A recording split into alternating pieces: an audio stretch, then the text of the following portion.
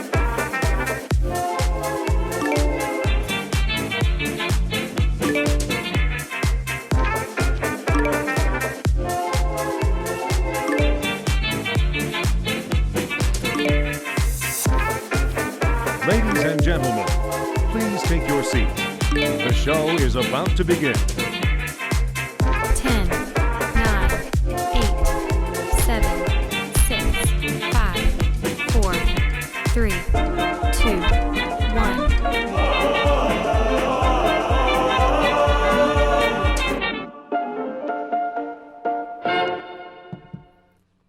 All right, welcome back, everybody. My name is Tim Hepworth. Other side of the room, we got Dana Lattery. We're here again for another episode of Thursday Night Live Fly Tying. We are on episode 23. Can hardly believe we can say that high a number. It's been a great season, and just another great episode coming up for you tonight. We want to thank everybody who's tuning in. We got people from all over the world that tune in every week. Well, there's my cohort over there. Oh, there I am. Welcome we want to back. know where you're from. So give us a shout out. Let us know where you're tuning in from. We want to say hi to all of you. So let's let us know where you're from and shoot us some information about yourself. It'd be awesome to catch up. Yeah, so welcome to Thursday Night Live. I'm not sure if Tim mentioned because I wasn't listening to him. I was trying to manage the 500 screens that we got going on here.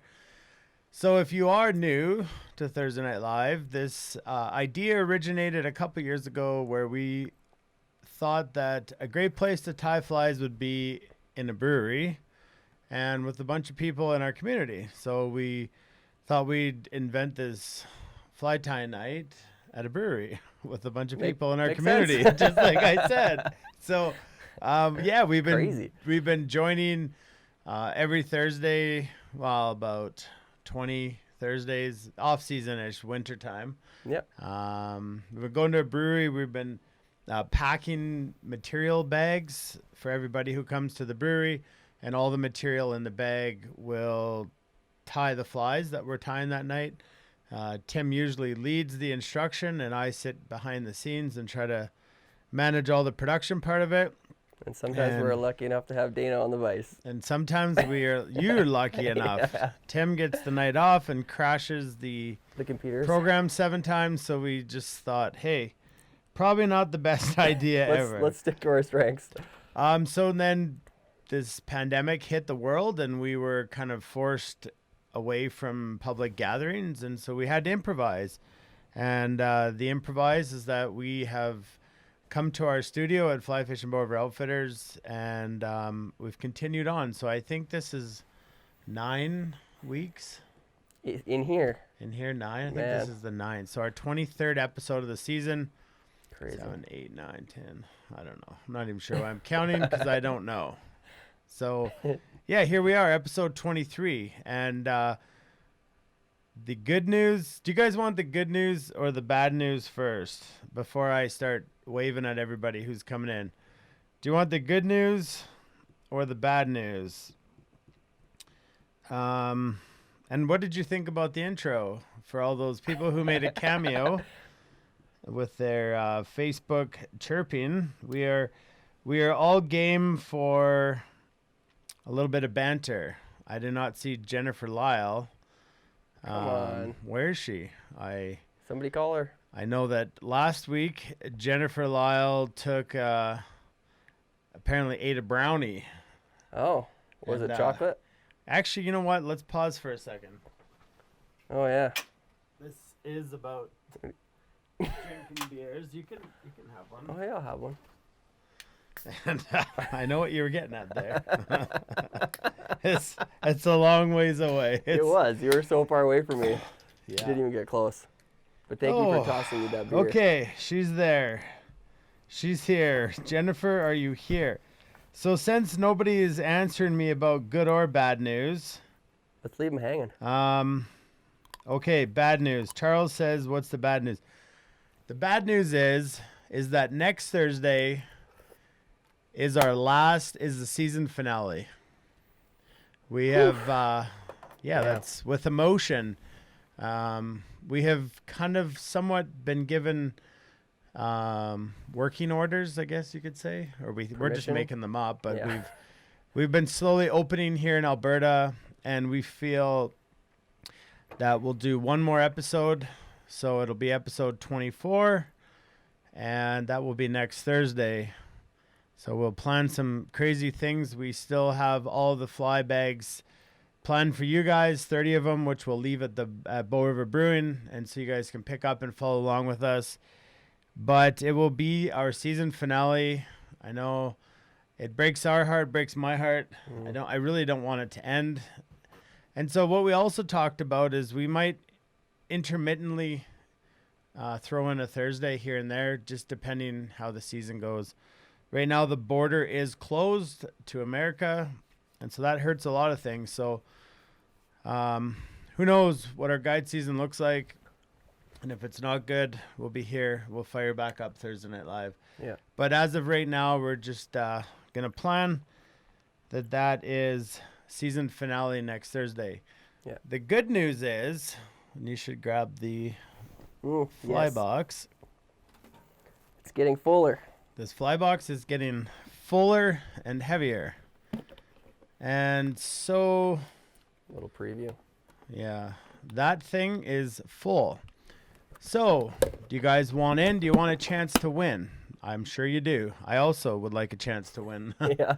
This That might just would- disappear.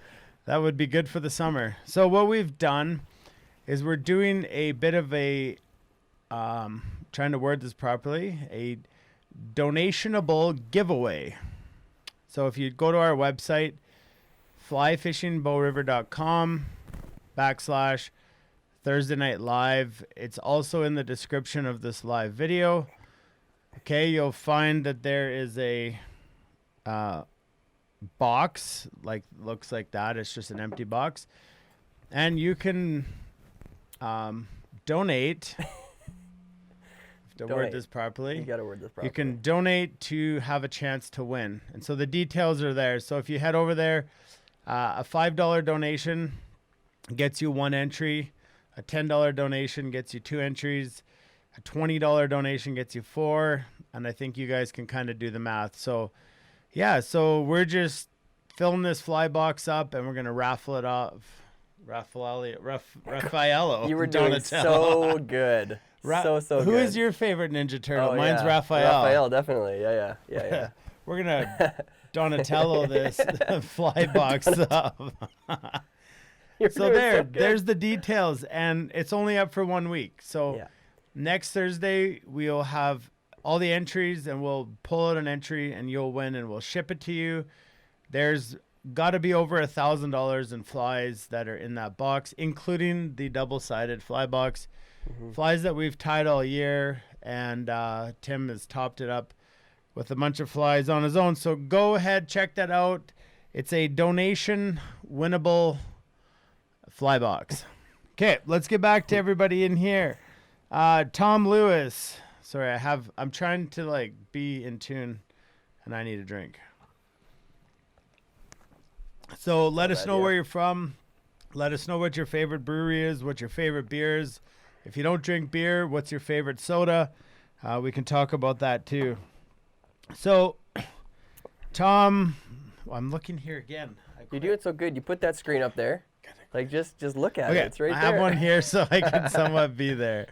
Okay, Cam's tuning in from Calgary. Scott Smith, what's going on? Alana, hola, hello. She spoke English this time. Usually she throws out a Spanish or a French hello. Brennan Baker, James William Crawford. He is here. Roman Quintana. From Glad Montana. I got off work.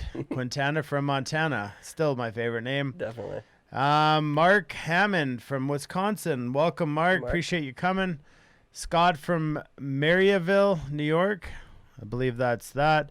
Mark's got his drinks poured. Dip is in the lip, and he's ready to tie. Mark, did you see the intro? Yeah. Bruce Cole, what's up? Fist bumps. Hey, buddy. Mark did see the intro because he said it was fancy.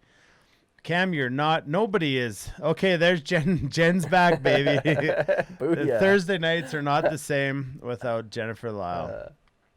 Have you had any cookies today? Yes, everybody seemed to have lost their top fan badge. Chilean Patagonia. Rodrigo, welcome. Good to have you. Another from Argentina. I would probably not say the name well, so... Try it, though. Just try it. Come on. I dare you. Seferino, please let me know. And the last name? If Cannibal. If I butchered your name... If you've got a great name, please be watching and make him say it. Yeah, they make me. Mark's from Indiana. Elaine Lee, also known as Doug, is drinking the Calgary Ale, the YYC Ale. It is cold and ready to go, and if we keep rambling, you're going to be either drunk or drinking warm beer. Gavin's back. Cody from Chestermere, welcome. Steve B. from a mile away from the world-famous Penns Creek. Well, that's pretty cool. Joel House from the Panhandle of Florida. Joel, how's the weather down there? Why do we say that? Because we assume Florida's nice all the time. Yeah. That's why. No, We're jealous. Mm-hmm. We're jealous of where you're from. So there it is. Craig Jones is wondering if he practiced bocce ball. You know, when I went to university, I told everyone I was on a bocce ball scholarship for about 2 months. How did that work? It was an icebreaker at the parties. Yeah. All the Not- girls are not like, well. yeah, I want that. Still single. No, I'm not. Chuck is sipping on a whiskey from beautiful Boulder, Colorado. That is a Man. fact. It is a beautiful place down there. David Spencer opened the damn border. It's true. They closed it. And therefore, our June striper fishing trip Boo. is not in June. That's how Yeah. I'll say that. I'll leave a positive spin because we're going to find our way back down there in the fall. Cody, I'll let you win so you'll come back. Hey, guys. Oh, that's bocce ball chat, I think. Coming from Edmonton again. I was looking forward to this all day. And this isn't just saying this, but like, it's like when I played hockey, I get the nerves. I get you're trying to make sure everything's fine on the screen And here. it's been getting worse. Like it used to I be. know. Since we've been in the studio, I feel like it's amped up. Yeah, we're just amped up. We're sitting, and it's weird. You guys don't get to see the behind the scenes, but you know, I'm trying to, for the first time, figure out how to tie these flies. I come in here a couple hours early. You know, we're sitting here. He's figuring out the tech stuff, and then all of a sudden, we got 5 minutes of silence, and we sit here and stare at each other before it's go time. We stared at each other for a lot longer than that. Yeah. Contact. Jennifer Lyle likes the intro. Okay, let's get going here. We're pumped. You guys extended Thursday Night Lives as long as you did. We are pumped. You guys kept coming in and joining us for Thursday Night Live. We also feel that people are going to be out fishing more, and we hope that you are. And so we want to be fishing more. So Carl Wong is here. Rick Gertzen. Episode 24 should be the 2-4 episode. Whew. I'm now having a lot of work ahead of me for the week to plan something. Brian McGrattan and his grass carp are watching. Yeah. Mark's going to miss it. Golf League starts up. Come on, Mark. Where's your priorities? We put you in the intro, and now you're going to ditch the final episode? Bruce Cameron, he picked up a fly package this week, so that's super awesome. Despicable Jennifer Lyle's talking about her brownie that she ate last week. Despicable Me was insane after too much chocolate. Where do you get these special brownies? That's what I want to know. Do not know. It's an interesting thing. Craig, we appreciate you guys tuning in. As much as it requires us to be here and do this, it requires you guys to continually support us, to head down to the brewery, to pick up beer, to grab fly bags, to sit on here and to make fun of us. Because like I say every time, if you don't do that, it's just a couple dudes hanging out, staring at each other in a studio. And that's a whole different show. That's it, yeah. Normally we're talking about the love seat over there in the corner. Okay, I'm not sure. I'm so far behind what is happening, so let me try to catch us up. Larry Richards from Central Texas. So if we donate $5 American, is that 1.5 entries? It's probably 300 entries. Yeah. Rusty Poole, welcome back from LaGrange. Is it LaGrange? I think so. Texas. Anyways, it's from Texas. Also, if you just joined in, head over to our website, flyfishingbover.com/ you'd think I'd be able to put it on the screen, but that requires a lot of work. Yeah, you're super focused on that. / Thursday Night Live. Go to our website. The website is in the description of this live video, and you can make a donation, and every $5 donation gets you an entry to win. Show them the fly box again. There's some new people piping in here. You're going to get this fly box, okay, completely filled with all of the flies that we've tied this year, plus a whole bunch more that we've just tied up and thrown in there for you guys. And by some salt water, some potential pike, streamers, foam, hoppers, salmon streamers, flies. Big streamers, expensive streamers, and the fly box, a double-sided see-through fly box. Todd from Nashville, Tennessee, welcome. That's a dream to get down there. D. Mayo from Houston, Texas. Ron from New Hampshire. Casey, Missouri. Tim Shar. Jen lives in my shed. Don't tell him. I definitely see you out there.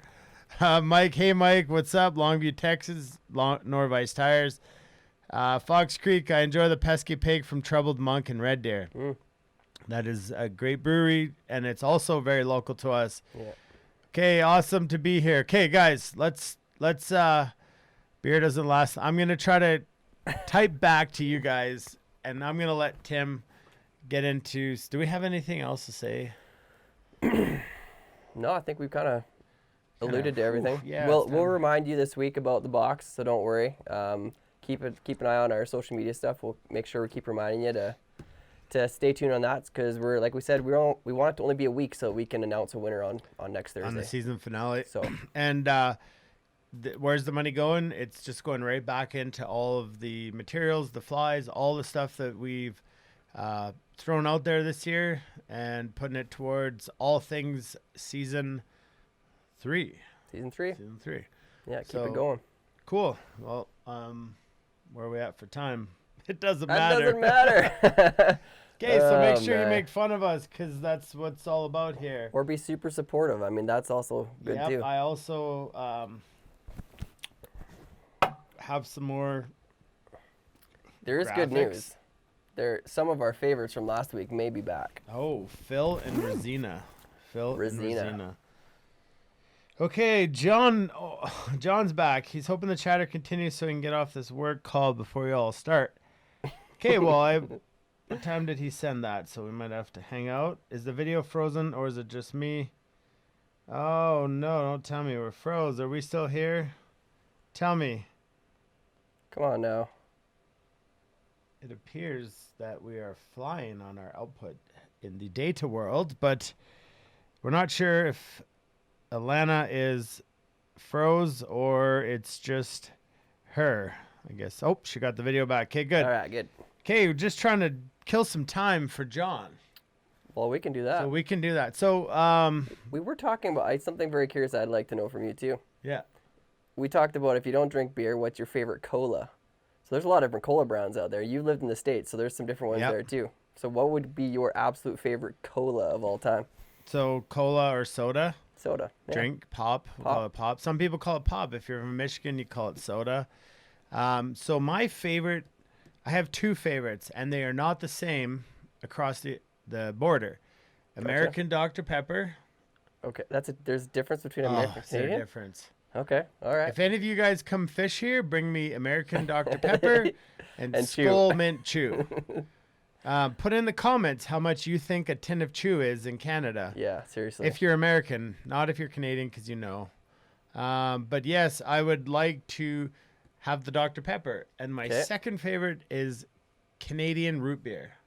Canadian root beer. Yeah, it's so different than American. Interesting. If you're speaking of Michigan, have you ever had Verner's ginger ale? Verner's, yeah, Verner's, yeah. Michigan. Yeah, so Verner's, like, all my family's from Michigan, so Verner's was a huge one, and the other one was RC Cola. I think you can get it RC, up yeah, here now. that's like a grocery store, like Like a Fango, yeah, or whatever you call it. blue can with Yeah, big old RC on it. I thought it was like a baseball brand. Oh, they're soda. guessing. Look at this. We're guessing here. $12, 23. Mark, you're still not even close. $10. Mr. Pibb is really good. Mr. Pibb? Mr. Pibb. It's like a Dr. Pepper. Hmm. Yeah. Skull is $4 to $5. Well, Philip Tipton, shipper north. Please. We pay close to $35 for a tin of chew. So yeah, we rely on the American free trade agreement with clients. Yeah, free trade agreement. All clients bring Skull Mint Chew up here. RC is Royal Crown Cola. That's interesting to know. Huh, didn't know that. Um, Good. yeah, so I know last week, just a technical thing, that we had a major video audio lapse. It's the, let us know if that happens again, and we'll try resetting a few things and go from there. So let us know. Shut the front door. Matthew York, yes, I know it's out of control. It's crazy. But even well- our beer is like, compared to what they buy beer Oh, in the yeah, States, you it's can't, just like- unbelievable. I don't know if things have changed, but early 2000s when I was in university down there, we'd go get a 24 box of MGD for like $11. That'd be like $80 here. Okay. Crazy. I'm going to try to figure out, they're saying, I'm not sure. If you guys are saying that the audio is lagging again, let us know. I'm not sure why it's all of a sudden doing that. Yeah. We will do our best to figure Gavin that out. says just a little bit of delay between the video and audio. Well, as long as it's not like 7 seconds like last time. So,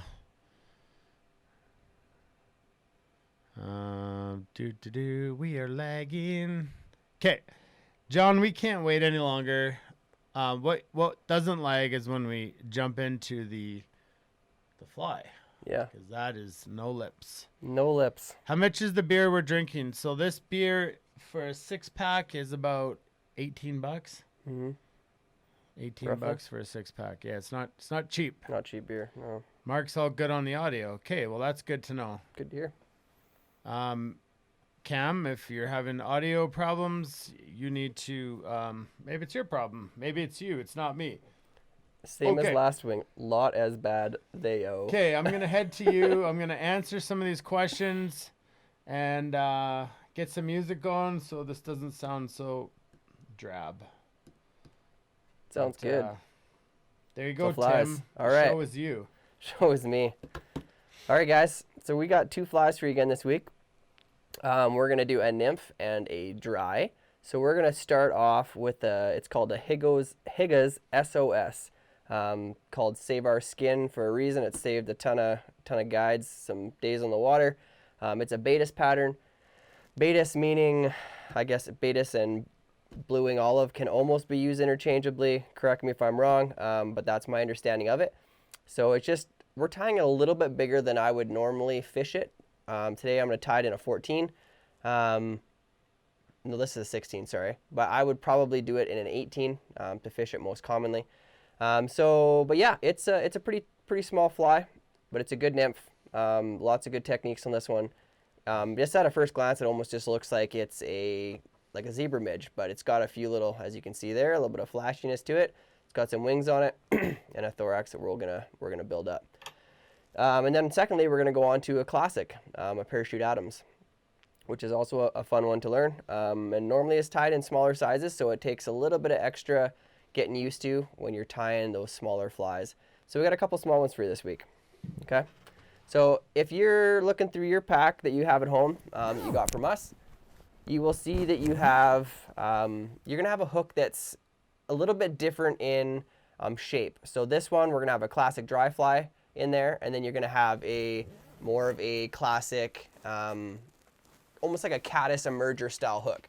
So we're gonna be working off of that caddis emerger hook to start with.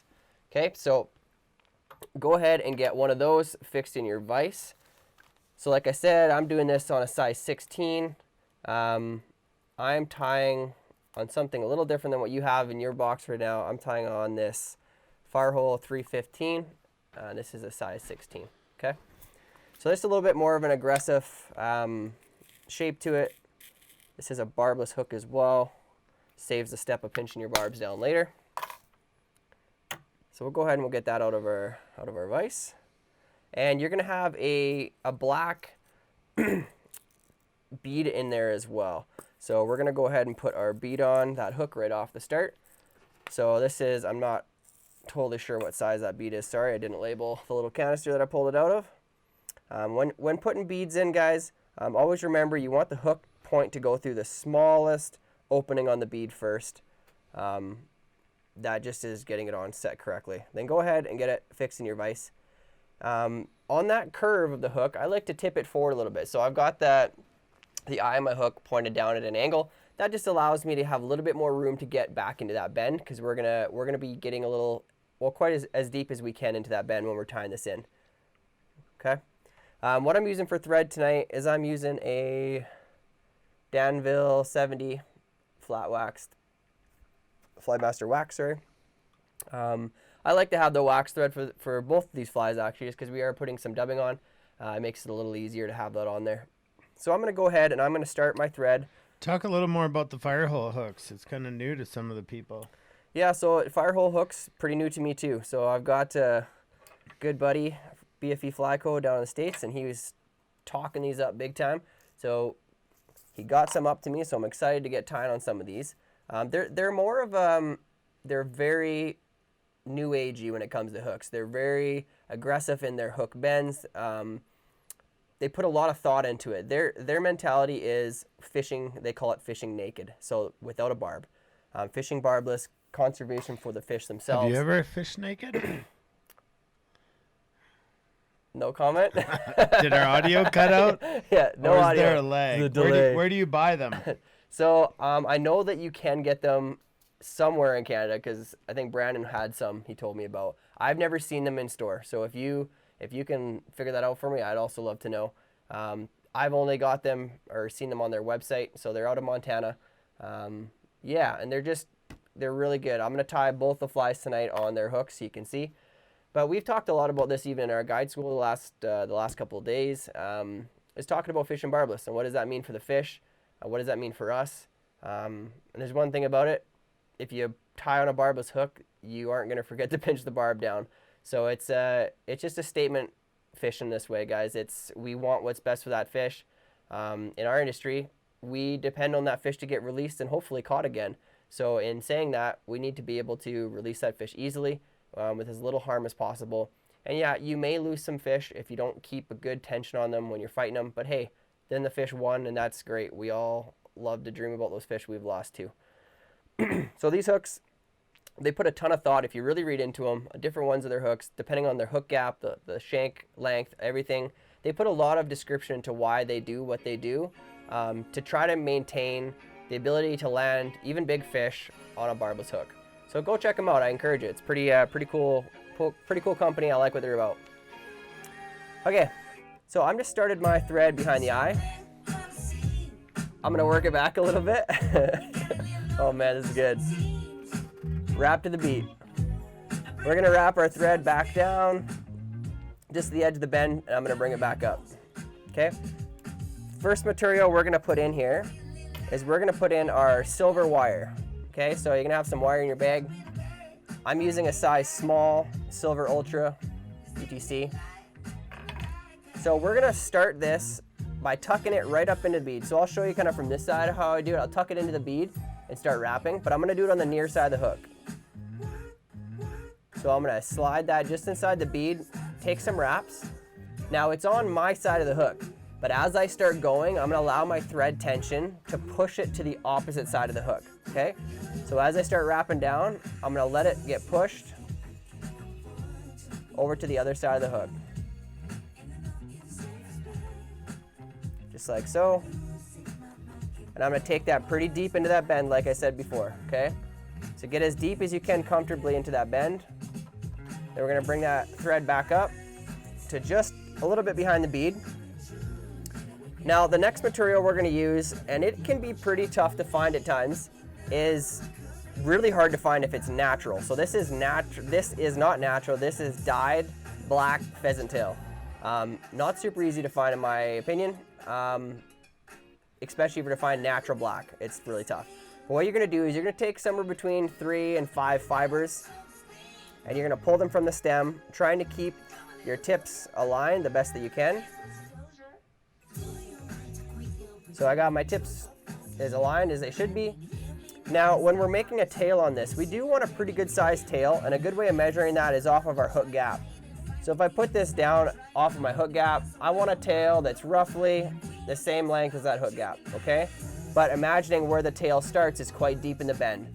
So just take a pretty good guess on where you think that tail is gonna be. I'm gonna switch hands, keep my measurement, and I'm gonna start attaching it up behind the bead. This just makes it easier because now I can hold on to it and keep it right on top of the hook, okay?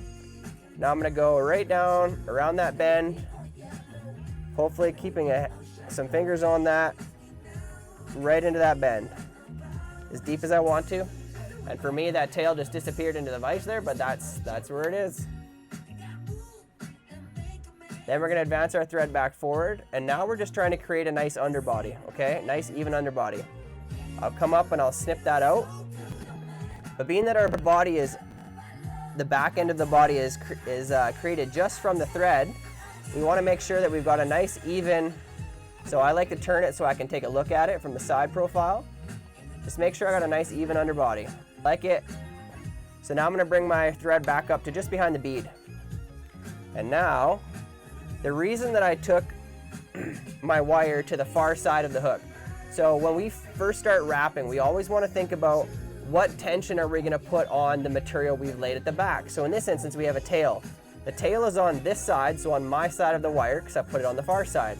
So I wanna go to the far side first so that I don't pinch that material and send it off at a funny angle. So the whole point of doing it that way is so that we can, sorry, I'm just gonna get my thread out of the way here quick, is so that we can keep that away from, if you grab your material in the back end, like your tail, it can just move it over at a funny angle and it looks stupid. So we're gonna go the opposite way first. And then we're just gonna do an open spiral. This looks a lot, like I said, like a zebra midge, this back end. So just open spiral, trying to keep them as even as possible. And we're gonna take it right up to this bead. We're gonna end up covering up this work, but we like it to be under there.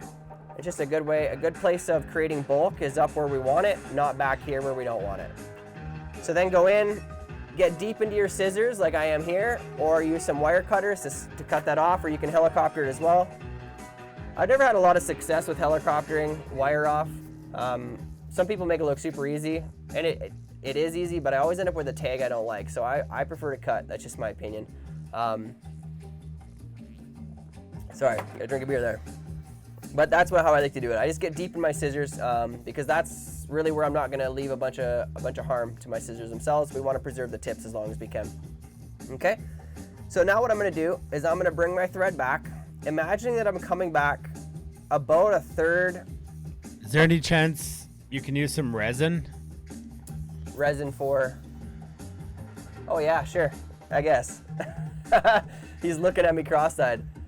Not because we need it, so don't go ahead and use it yourself, but let's just touch a little bit of resin on here so that we can see one of our friends. There we go. A little bit of puree. Oh man, there's Rosina. Showed up. Oh man. Oh yeah, keep that light on. Spotlighter. Oh yeah. Rosina, it's good to see you. Oh, there you go, folks. There's Rosina.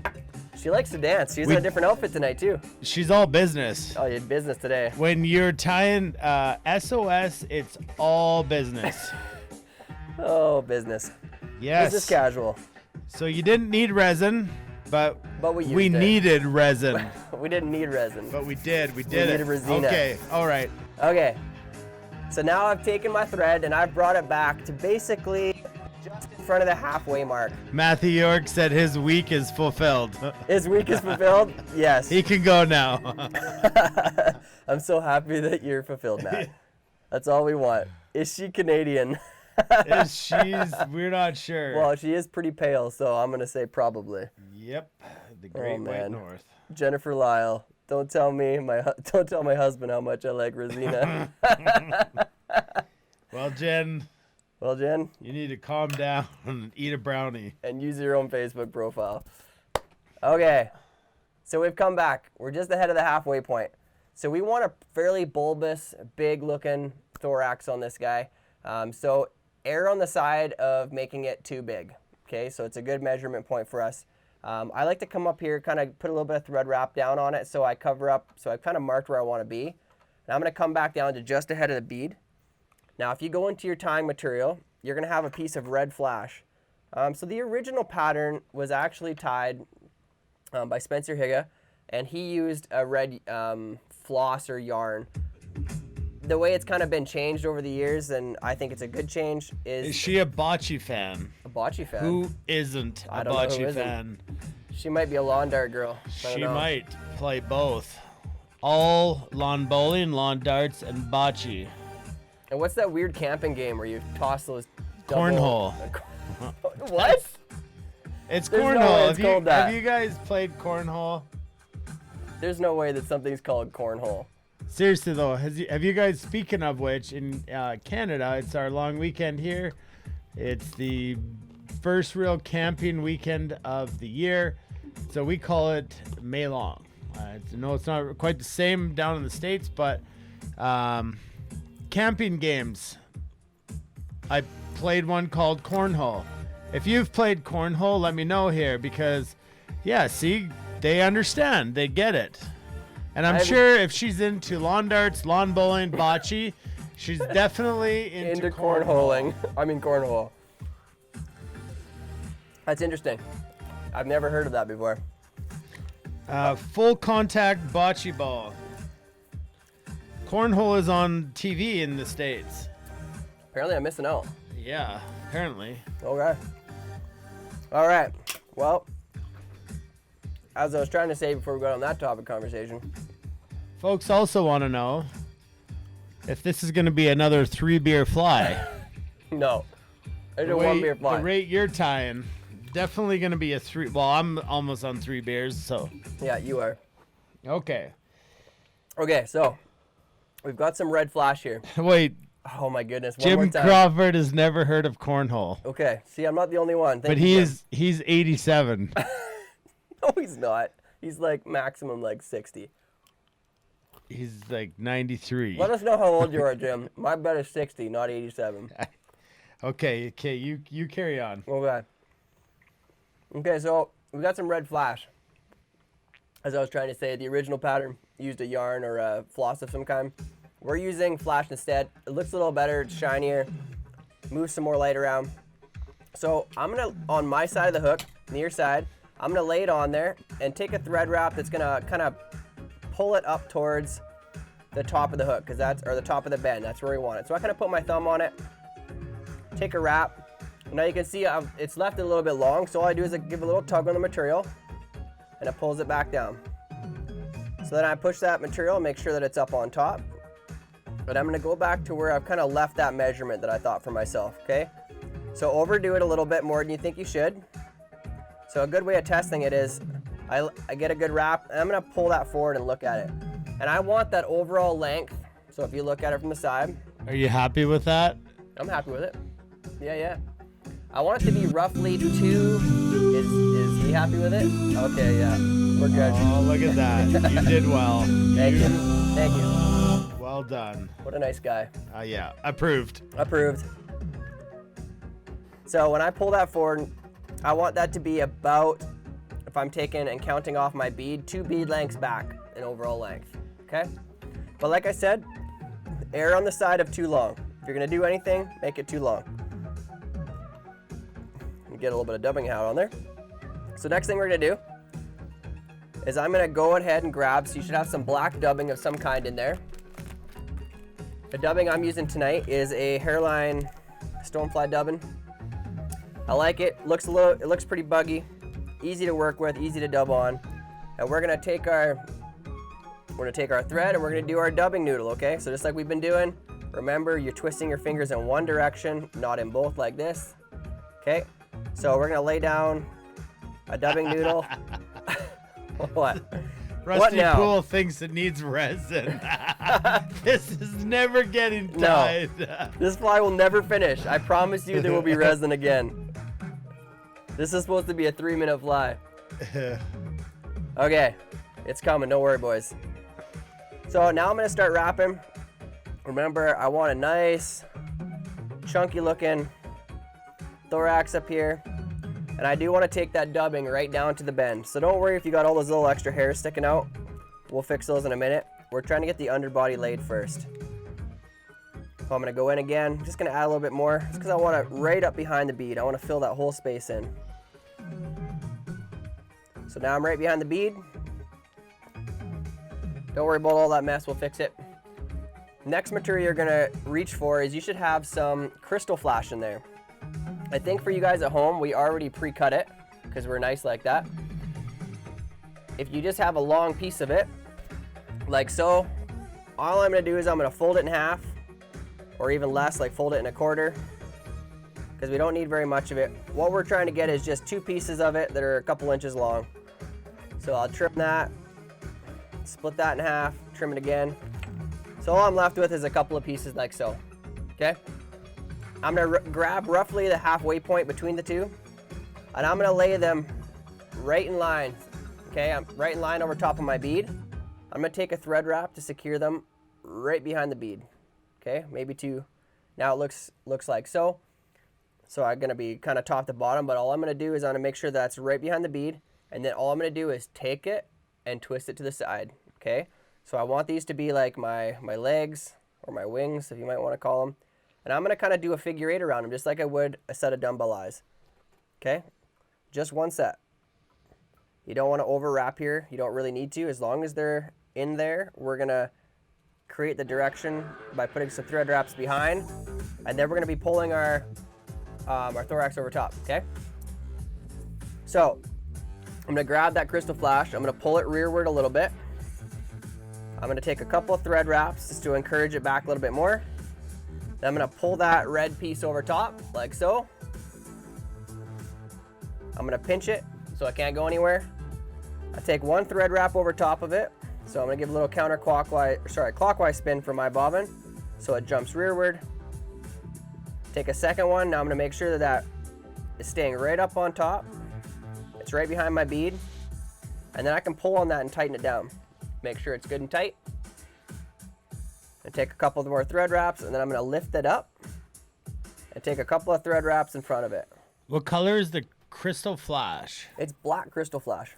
It's beautiful. Yep.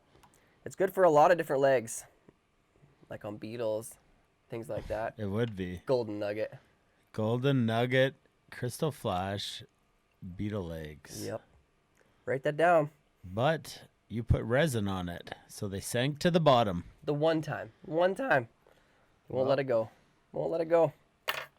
If you tried it on Thursday Night Live, it would have resin on it. It would have to. It would have to. Every fly needs some resina. Resina. We all need some resina. Okay. So what I'm going to do from here is I'm going to go in, and I'm just going to whip finish this fly before I do anything else. Okay? Well, it's pretty much done. We just got to do some trimming. So I'm going to go in, 3 or 4 turn whip finish. Don't get crazy because we are going to put some resin on there. Oh, We've all been waiting for it. Okay. Get my thread out of the way. Now these legs are obviously quite a bit too long. First for myself, because of the dubbing I'm using, I've got some stray fibers. I'm going to go in there, and while these legs are still long, I'm going to go in and clip out that other stuff because I don't want to have a risk of cutting my legs, which would be a real bummer. It's okay for it to look a little buggy. You just don't want pieces that are super long sticking out. And I'm not going to brush it out or anything like that. So how I measure these legs, I'm going to pull all 4 legs back. So try to get a hold of them. Pull them all tight together so they're like this. And all I do is I slip my scissors right in the back here. And I'm just going to bring them up that bend just a little bit, okay? Would this fish well with a golden-headed bead? The actual pattern is with silver. I can't imagine why gold wouldn't work. It's a pretty small bead. Or red, gold or red. Or red, yeah. So I've just brought my scissors up a little bit off that bend, and I've rested against my hook. And I'll cut my legs there. So if I look at it now, I should have 2 legs on either side. And if they look a little long, one of them must not have been in there evenly when I pulled them back. It's a little longer than the other one. Just even them up a bit. But be careful when you get trimming because it's easy to over trim. Over trim. But you do want to make sure that both sides are roughly the same length. I heard the estheticians are allowed to open up today. Estheticians today. Oh yeah, hairdressers were going today. Speaking of over trimming. Uh-huh. Well, I think all of us would prefer the over trimming right now. Yes. Okay, guys. Let's just say next week will be smooth. Yeah. It'll be a smooth week. Smooth week. I can run 10 times faster this week. I'm just going to clean up a few more of those fibers that are... It's going to cauterize it. Ooh, yeah. Sorry, my cheating tool. Yep. Can't help it. Can't help it. Let's see what Phil thinks about your cheating tool. Yeah, what does Phil think? Phil. Phil, where you going, bud? Seriously? Yep, Oh, not man. impressed. He is not impressed with your cheating tool. It's a good thing I don't care about Phil. Yep, Phil doesn't care about you either. I just chatted with him before the show. All right, guys. That's our Higas SOS. Cam Now, over trimmed once, and it looked huge. Well, That was his electrocuted mouse.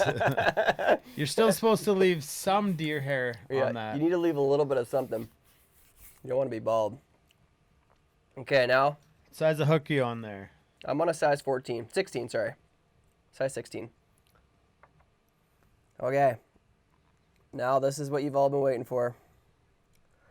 We're going to come in just behind the bead and a little bit up onto that flash, and we're just going to put some resin of some kind. I'm going to use some UV resin. Just coming up on the edge. Oh, there she goes. Get the light on her. Yeah, get the glow. A little bit of sun-kissed glow. This is what everybody's been waiting for. Okay. All right. There it is. There it is, gone. There she goes. All right. Now that you've completed that, you have your Higas SOS. Don't overthink it, guys. Not a super complicated pattern, but it has saved a lot of skin on the water. Good pattern. tie it down to a size 20 if you can. It's pretty simple once you get used to it. Size 18 is probably a great size for blue wings for the most part. It's kind of what we're imitating here. There isn't a lot of variance when people tie this in colors. There's lots of other blue wing patterns that are, that olive color, but this pattern is always tied in black and silver. So give it a go. Well, let us know what you think. We'll let you know what Phil thinks. Let me know what Phil thinks. You walk through the screen again. All right, Phil. Clean it up. Clean it up. What do you think, bud? What do you think? Come on, Phil. Be good. Approve. He's looking around a lot. Oh, yeah. All right, buddy. Thanks so much. He is. Man, he's got a great smile. Yeah, he's a little slow. He's a little slow. I think his AI interface is a little he's leggy. drunk. Little leggy. Phil might be a little drunk. So you did it, guys. There we are. We're back. Let us know if we are a cheaply made, low budgeted dubbed film with our audio video things going on here, because we can't seem to figure out why Facebook is not a fan of us right now. But the question that came in was explain in a Norvise question, explain what all comes with the Vice purchase. Do you have to buy the base, the bob, and the cradle? What do you get when you purchase a Norvise? That is a great question. If you go onto their website and you're looking through different packages, they have things sold as accessories and then things that are sold as a package. Okay, so no base that I'm aware of, and if Tim or Tyler are watching, they can correct me here, but in my knowledge, no kit that you buy comes with a base. So you add on a base. So then there's different levels of bases you can get. You can start with the MDF one, or you could step it up to the bamboo, or then you kind of take the full throttle jump into the granite. For myself, I have used the original MDF, and then I had a table made for myself, kind of custom to what I wanted. But in a kit, for the most part, what comes with it, I believe when they kit it or when they package it together, you get your stand, you get your vise, you get your post. You normally get a bobbin with, I believe, 3 spools, and then the tool for spinning the thread onto these spools you also get. And I think that's it. Correct me if you're wrong, Bob. I know you're watching, so let me know. He just bought one. Marcus just bought one too. Yeah, he says you get nothing. Bob's not too impressed with his experience with Norvise, which is too bad to hear. It just read, guys. Like it is a very expensive James vice. William Crawford says you get it all. Well, when you find a deal like Jim got, you do get it all. But yeah, you kind of got to put it together. Yeah, and it's we're not here to try to say this is the end all be all vice. Go get it today. It's the best vice out there. In my opinion, it's my favorite vice. I love tying on it, but I'm also not naive to the fact, and you shouldn't be, to the fact that I've owned a lot of vices before I got here. Jim has owned one C-clamp, and he went straight to a Norvise. You got lucky, man. Like most people, it's not the go-to right off the bat. It's a big investment, and so when you compare it to other vices that come. Well, show the Regal. Yes. Mark is talking about the Regal, which is what I tie on. So this is probably my next go-to vice. I do tie a lot of my bigger flies on this guy. I like this. It's the Regal Revolution. It still comes in at about $600, $650 Canadian. As is, with the base and the jaws that are in it, which is the big game jaws that I bought for it. But that being said, when you then go and compare it to spending $700-800 depending on what you buy for the We're Norvise, talking Canadian prices, so yeah, just like Canadian. Our chew is $35 up here. Our dollar is not worth a lot. Our dollar sucks. But I think, Bob, correct me if you're wrong, let us know what you paid for your setup and what came with it. I'd like to know, because I think you got the silver one. I'm not sure, and I'm not sure if there's a price difference there. But people compare this vice to one like this, and even though this is the absolute top of the line Regal, and Regal is very well known, Very Great good vise, vise. yeah. World renowned. A lot of good tires tie on it. The difference is the Norvise is a production vise, and I'll repeat that. It is a production vise, okay? So when you get very good at using the functions, when you see me tying here on the show, I'm not using any of the functions of the Norvise besides maybe laying down a thread base, okay? Because I'm tying so that you can do it the same as I'm doing it. There's a lot of other functions that come with it that make you a lot quicker. Tons of accessories for it, where a lot of vices, you know, besides the vise itself and maybe a cradle, that's all the add-ons you could do, maybe a tool caddy. The Norvises are a system. They're not just a vise, they're a system. So the bobbins are quite a bit to talk about. The bobbins, I mean, these are absolute genius. And there's a lot of people who tie on this vise with this bobbin. Okay, so for whatever reason, they don't love the Norvise vise itself, but no one can say once they've tied with these bobbins that they're not absolute genius. Some of the reason for that being, when I pull out thread on this guy, I pull it out, it spins out, it sucks itself back in, okay? So every time I set my bobbin down and I lift it up and pull it back to my hook, it retracts. I never have to wind thread back onto my bobbin at any time. It always keeps tension. When I let go, I bring it back, it comes back to a point that I want. So the design is when I'm tying, I can set it over on my cradle, do what I want with my fly, and then when I pick my fly off my cradle, or my bobbin off, it comes right back to my fly. Okay, so the bobbin is bloody ingenious. When you pair it with the vise, in my opinion, I don't think there's a better setup. That being said, there's a lot of great vices out there that are also quite expensive, but just be understanding that even the packages aren't sold as a complete. Like, you do still have to pick up a base, and it's a lot of money, right? So just take that. Take that in stride. You lost my camera. I lost you again, bud. That's all right.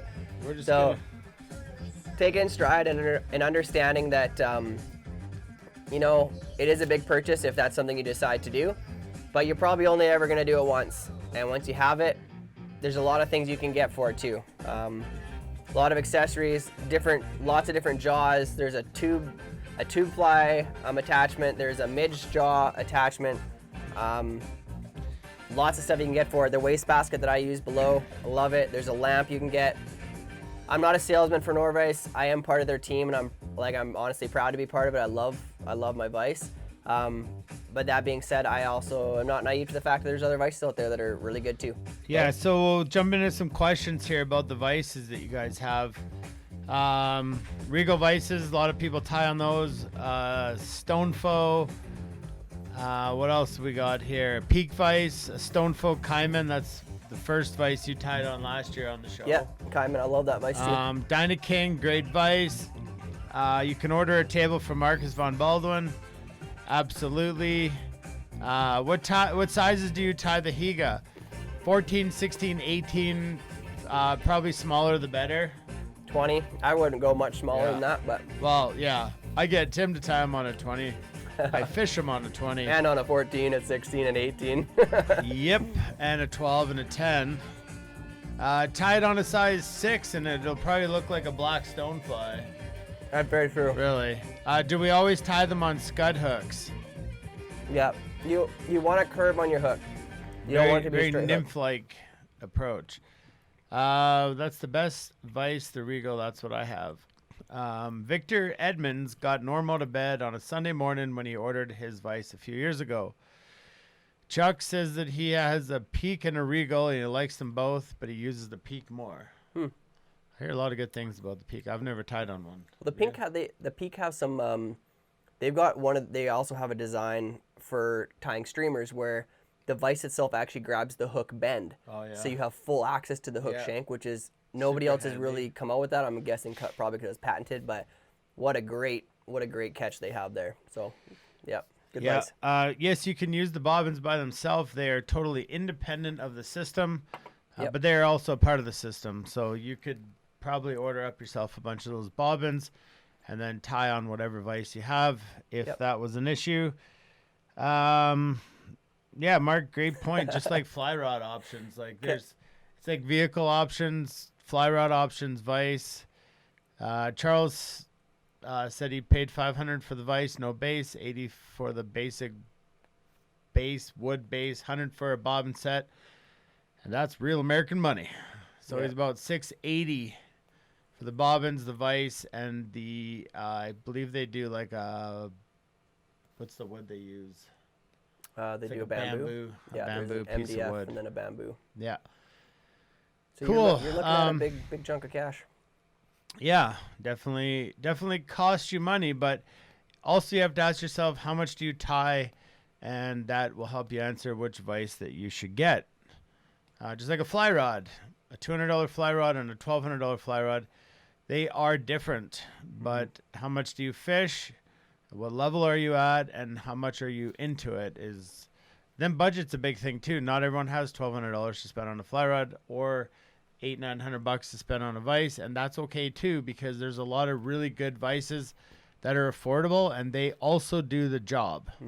If you get into production tying for guiding, or you're selling your flies, it's your tool. It's a tool of the trade. So I'd say the biggest disappointment you'll have in buying a super cheap vise, maybe a vise like you would get in some of the kits that are originally kind of come out, is that it won't hold your hook. And the only thing I'll say is That's I don't care frustrating. what you have for a vise. I don't care how much money you spend on it. It has to hold your hook. It's the utmost important thing. There's nothing more frustrating than tying and your hook just bends right, it pops out of your vise, right? So you're probably looking at at least a couple $100 to get a good jaw on a vise, which is, in my opinion, the most important thing. I had a couple cheap ones when I started and quickly transitioned through them, and wish I'd have had that money I'd spent on them just to put into the next one. So food for thought. Mark's tying on a Renzetti Traveler. That's the one Yep. that I lent Cam. He's tying on that right now at home. So yeah, lots of options when it comes to vices.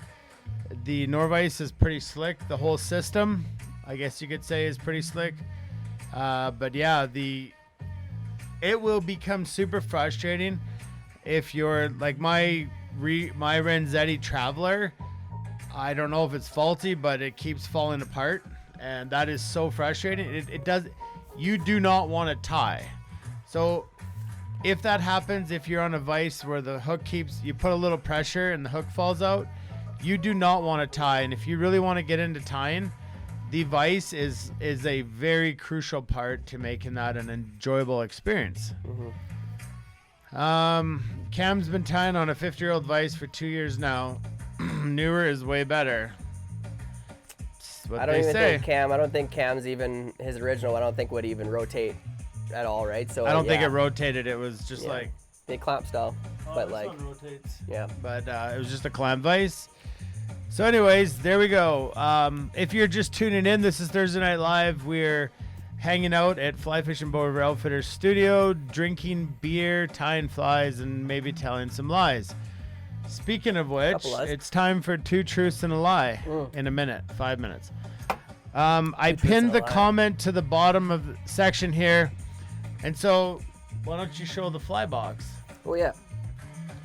So we are going to give this fly box away-ish, give-ish away this fly box. And it's not finished being filled up. So it will be completely full. I would guesstimate at a fly shop, you'd be paying over $1,000 for all the flies that are in this fly box. You also get the double-sided fly box included. So if you go to the website flyfishingbowriver.com/Thursday Night Live, you will see that there is a lucky fly box that you can make a donation, and it describes it all there, how you can win this fully loaded fly box. A $5 donation gets you 1 entry, a $10 donation gets you 2 entries, and so on and so forth. So head over to the website and get your name in on the lucky fly box. I didn't say the word. That's Lucky. pretty good You this did time. very well. And then next Thursday is our season finale. So that'll be episode 24. This is like our 9th week in isolation. So You mean isolation? isolation. And we're going to miss this. We do. It's a lot of fun for us. So we're going to do that on the final episode. And we got a gray drake extended body and a green drake.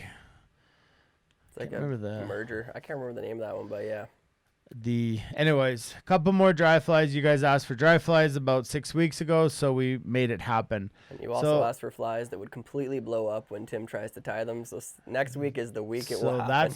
He's very nervous about this extended body gray drake. So if you want to see Tim completely blow up a fly, I would say wait 5 minutes or tune in next Thursday for our season finale.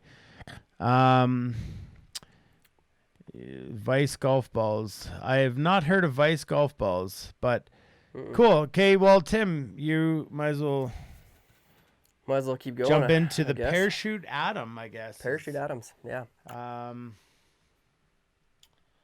That's that. That is that. So parachute atoms. This is a classic pattern, searching pattern.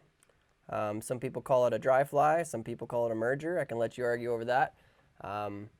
I would lean more towards a merger, as the majority of the body should be sitting underneath the water a little bit. But we use it as a searching pattern. So atoms can be dry, or parachute atoms can be tied in lots of different colors. Tonight I'm going to be tying it in a dark tan color. The classic original pattern was tied like you see here, just in a gray. It's just a great searching pattern to see what's happening in the water. You can tie them in different colors to represent different mayflies in different species. So if you were to go with a bigger one in green or a dark olive, you're looking at more of a green drake. Whereas if you were to go super small in olive, you'd be trying to go more for a BWO. Whereas if you tied it in a pale color, you'd be more PMD. So you got these lots of options and things you can change in this fly. We're gonna stick pretty close to the original style of tying it, which in my opinion makes it much more difficult, but it's good to learn them as they have been given to us. So I'm gonna tie this on gonna go back to another firehole hook. So I'm gonna go to a firehole 419 in size 14. This guy is a competition style, barbless, nickel plated dry fly hook, okay?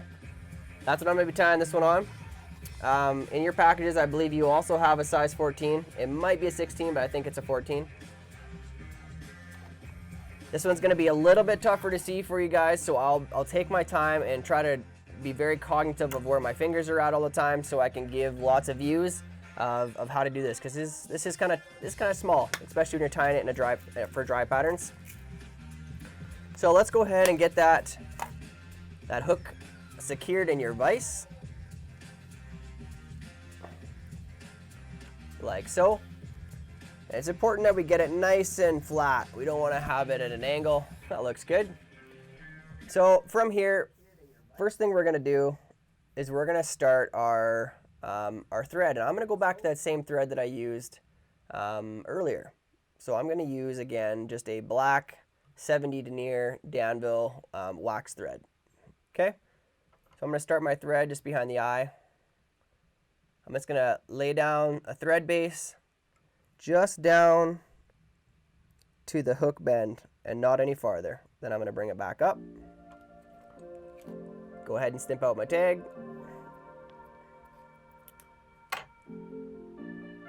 So this pattern is tied on, it's tied with a few interesting things here. So what we actually do is they use a brown hackle fiber as well as a grizzly hackle fiber to create the tail fibers. So I'm gonna grab just from a kind of a generic cape, I'm gonna grab the barred hackle, and I'm gonna also grab one from a brown colored cape. So this would actually be a good chance to talk a little bit about this. So Dane, if you pop out a camera for me so I can see me a little better. I'm tying on a couple different capes here, so I've got a brown color and a grizzly color. So when it comes to dry fly hackle, you can get them in a few different ways. So for instance, these two are what you would call neck capes. Okay, so this is right on the back of a chicken's neck, a rooster, okay? So that's where this comes from. So you have a really good variance of hackle on these guys. So if you look, if I had to pull this up, you can see there's a ton of different sizes as it goes, and the higher the grade of the cape, the better the hackle you're gonna get. Right down to those short little guys at the end, which get down super tiny to like size probably 24 at the end, but they're very small and hard to kind of work with. Whereas where I'm gonna take my grizzly from, this is another dry fly cape, but this is called saddle. This is a saddle. So this actually kind of hangs down just like you would think a saddle would hang, but off of a rooster, kind of hangs off the side of the body. So the pros to the saddle is, in good quality cape, those fibers are gonna remain the same length on that piece of stem, but it's a lot longer. So if you can see how long those fibers are, I can probably get 5, 6, maybe 7 flies out of just one of those pieces. Whereas if I have that same hackle, but I take it out of this cape, this neck cape, you know, I pull one of those out, I might get 1 fly, maybe 2. It's true I'll have a greater variance because I have all of this to choose from in the cape. But the downside of that is that you might not get very many flies out of each feather that you have. Whereas this guy here, when I look at it, I might not have a great variance. A lot of these capes, if you buy like a bronze cape, or like for whiting, you get a bronze saddle cape, that's the highest end you can get. And it's gonna have a little bit of variance in size of hackle, but you're gonna get the same nice long hackle feathers, and you're gonna get lots of flies out of them, okay? And that's really what we're going for. So everybody has their preference, pros and cons to both. Like I said, more variance on this one. You get lots more sizes, but then you don't have near as long of fibers. And a lot of people say, well, at the end, I'll have like all these long guys up here I can tie streamers with or do whatever. Most capes end up looking like this. They end up looking bald down here, and all these feathers get left up here and thrown out. They just don't get used, unfortunately, but hopefully they don't get wasted. So just some pros and cons to these different capes, okay? So when we're talking about dry fly hackle, it's kind of a sucky thing because they're super expensive, right? But if you get a good cape, it's gonna last you a long time. For instance, this is just a half cape, this guy here. And this is a whiting's bronze, so it's top end. Yeah, I don't remember what it cost, maybe $80, but it's lasted a very long time. I've got a ton of flies out of it, and I got a ton more to go out of it. And there's some good hackle in there. So just a little information on where we're getting our hackles from when we're tying these flies, and just understanding a little bit about them, okay?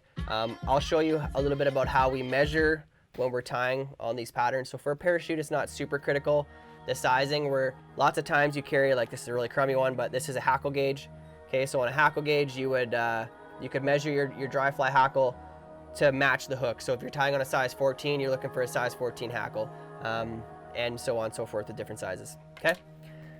So for tonight, we need some, to get our tail feathers, I am gonna actually go back and use one of these longer feathers. So I wanna go back and I wanna pick one out that's got, like these guys here have too much black on them. I don't want that because they've lost their coloring. I wanna pick my tail fibers out of one that's nice and barred. So I like that guy. I'll go in and pull him out. So this is kind of like what you would get on a bugger pack if you're to buy a bugger pack for tying streamers. And I'm gonna go in and take a nice full brown one as well. And in your packages, you should have both. You should have a brown one, and you should have a grizzly one. And then you're also gonna have a very small one that's also barred grizzly and brown. So the two small ones are your dry fly hackle for the post, and these guys are for the tail fibers, okay? So what I'm gonna do is I'm gonna get rid of those colored ones there, and I'm gonna go in, I'm gonna take maybe 10 of those little fibers off that tail, and this is where it gets kind of tough, okay? So I've pinched them so my tips are aligned. I'm gonna strip those off of there, but now I don't wanna lose those pieces from staying even. So if you're not careful, so I like to go and pinch them in my fingers again, but pinch them a little farther back in my fingers. So I hold them like so, and I'm gonna go and prep this one, and I'm gonna use those same fingers to go in, line up those tips because I can see them in my fingers, grab another 10 fibers or so, pinch them together, and you can see I have them right there. I got both my brown and my grizzly, okay? So now we're gonna work on getting these attached to our fly and measuring them, okay? So you can see here, I've got that nice little mixture. It's got some brown fibers and some barred ones. Now when I'm measuring this tail, I want it to be roughly a full hook shank, maybe a little bit under that. Okay, so I'm gonna bring that back to there. I'm gonna transfer my grip, and I'm gonna start the tying point in up here. Okay, and I can lift up on those fibers, so they're gonna stay up on top of the hook shank. Do some nice touching wraps. Now, the biggest mistake made when tying in on these smaller flies, tying in those tails, is if I go too far back, if I were to even take one more wrap probably, I'm gonna push those fibers into that bend, and then they bend down, and we're not really getting the effect that we want, okay? So I want those to be nice and flush with the body, sit flat. So I'm not gonna go any farther back.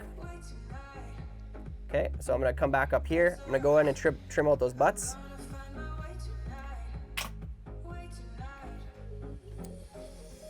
Okay. Now I wanna find about the 1/3 mark on the hook. Okay, so I'm a couple hook eye lengths back from the eye. It's about the 1/3. This is where we're gonna tie in our post. We are gonna go back to that calf tail or calf body hair, I believe is what we put in your bags.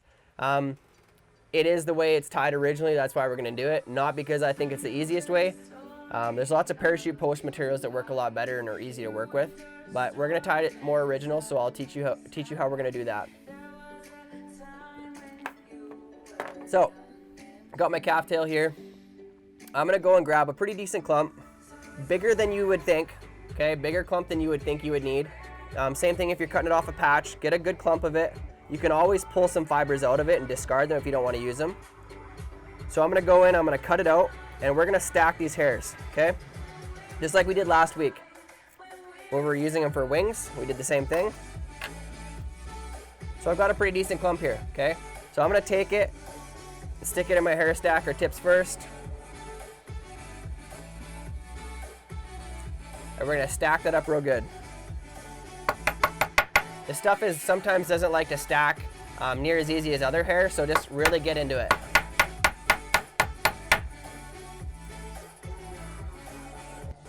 Okay, so remembering we wanna keep the tips aligned when we take them out of here, but also we want them pointing in the direction that we want them to go to start with.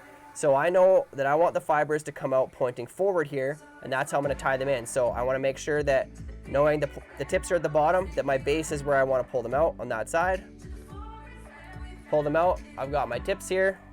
I actually don't like that, didn't align as well as I'd like, so I'm gonna give it a couple more taps.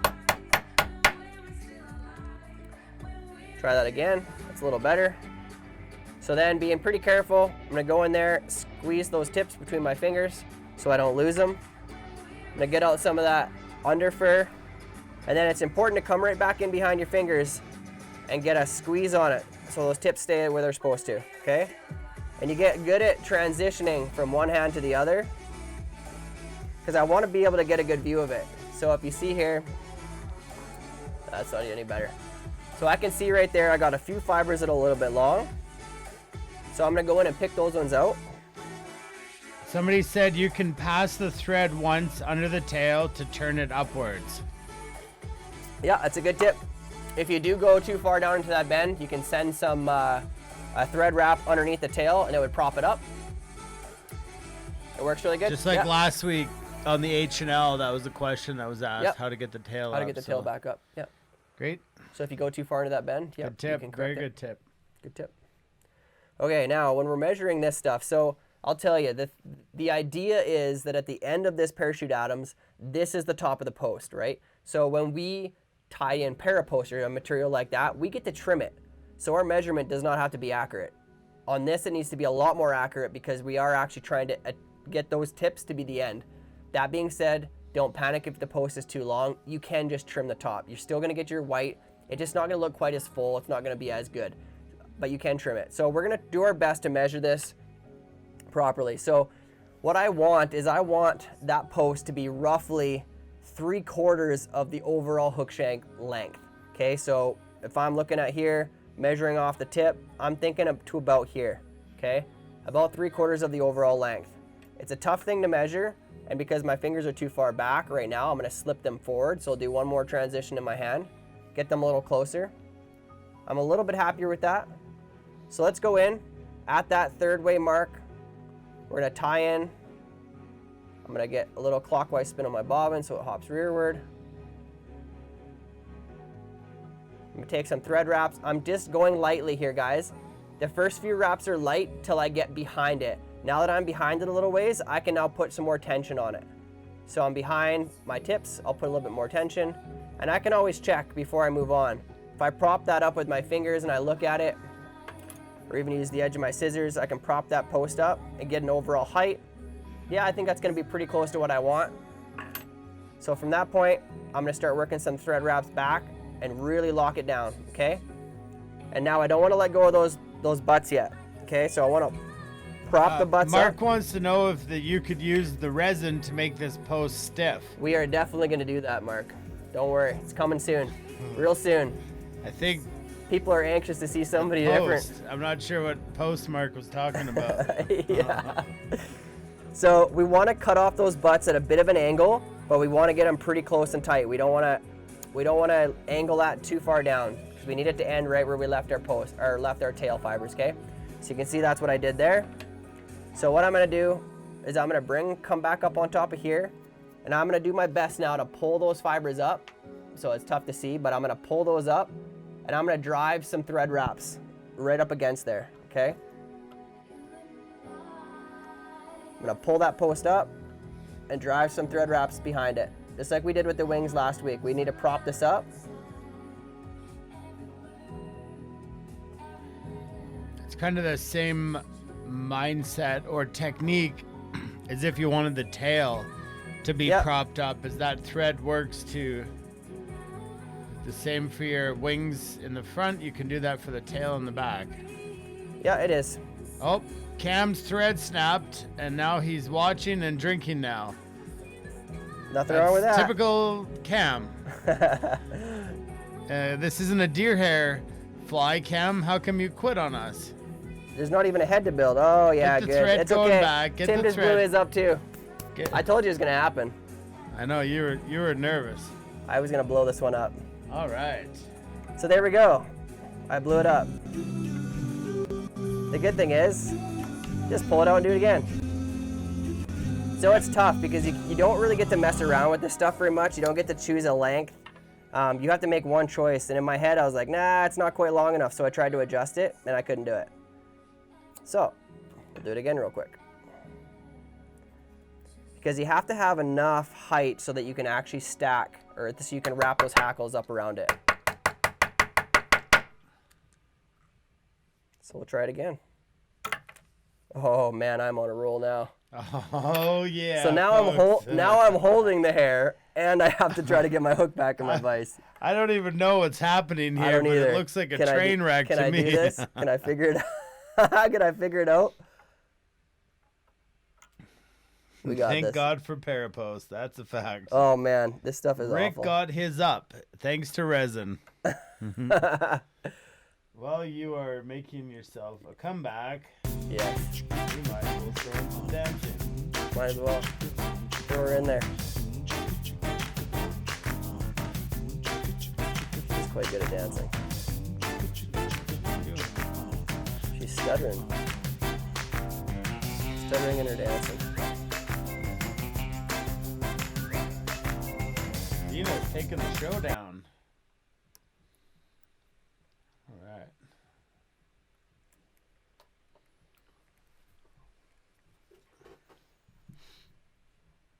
Did she stutter right off the screen? She just stutter stepped not even into the screen. Not even into the screen. All right, guys, sorry, bear with me here. Gonna get this post set. There we go. So again, it's gonna go make my trim. There we go. A little happier with that overall length. So I can come in here. I'm gonna prop up that wing, or prop up that post. Gonna drive some thread wraps into behind it. That's the fun part about doing this live, is you can mess up and there's nothing you can do about it but go again. No editing here. So I'm just gonna drive some thread wraps right back against that post. Just trying to get it up a little bit more vertical. And once it has started to go vertical, Hang on. that's okay, it was a beer break anyways. falling apart. Oh man, everything at once.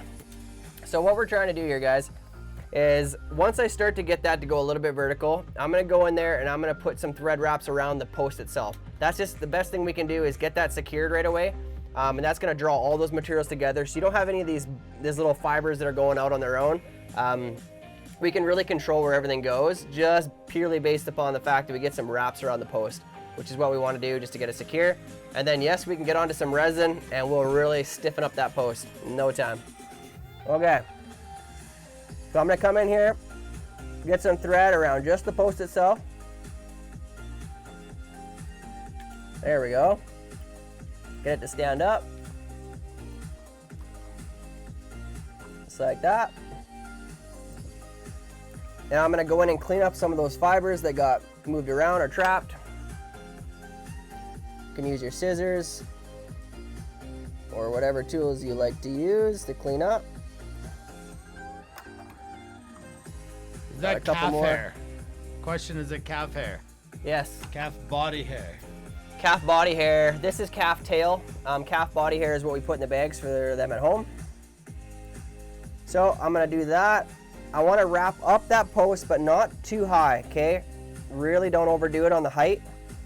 Otherwise, we're gonna have this kind of funny looking overexposed post up there. Nobody likes to be overexposed. Here we go. A little bit of resin just to the edge of the post is just gonna secure that in and keep it vertical where we want it. I'm using the UV again, so I'm just gonna go in and hit it with the torch. There we go. Whew. Sometimes when it rains, it pours. Yes. Now I'm gonna go in, I'm just gonna try to trim up those fibers a little bit so I don't have too much bulk too deep down there.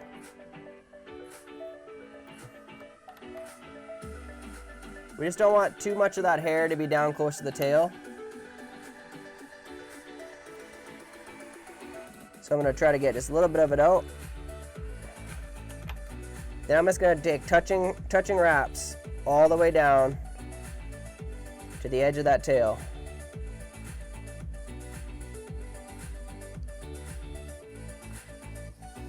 Like so.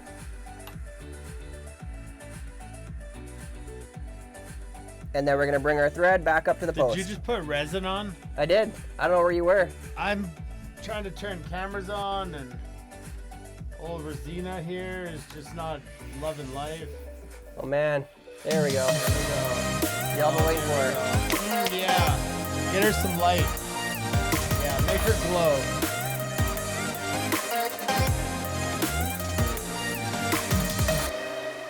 I really do wish I had those skills. Which ones? The dancing skills. Tying a fly without breaking it? I did All right. warn you it might fall apart. I did warn you of this. Okay, so Okay. just pause for a second. Sure. Because there's a lot of questions about these signs. Well, we can answer questions about these signs. We got some awesome ones. Hang tight. Dana's gonna show you something good. You are. Yeah, that's what I meant. Okay.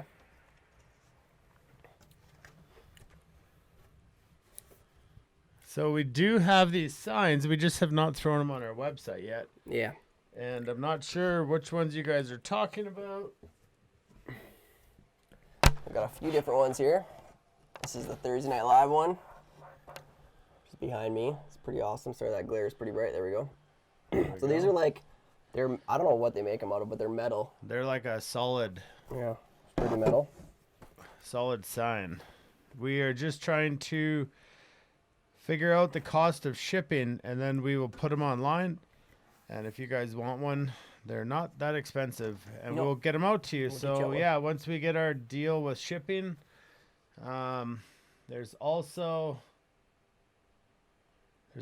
Barry. Barry's pretty special. Look at that. Barry's also a sign. You can see they're pretty solid. Okay, they're not like, I think they're metal core. something. They seem like they're almost like aluminum on the outside. No too. idea what I'm I don't know talking if- about. So let's get back to fly tying, and hopefully that helped some of you guys who were asking about the signs. I think. Questions answered. Okay, All right. it's you. Back to me. Okay.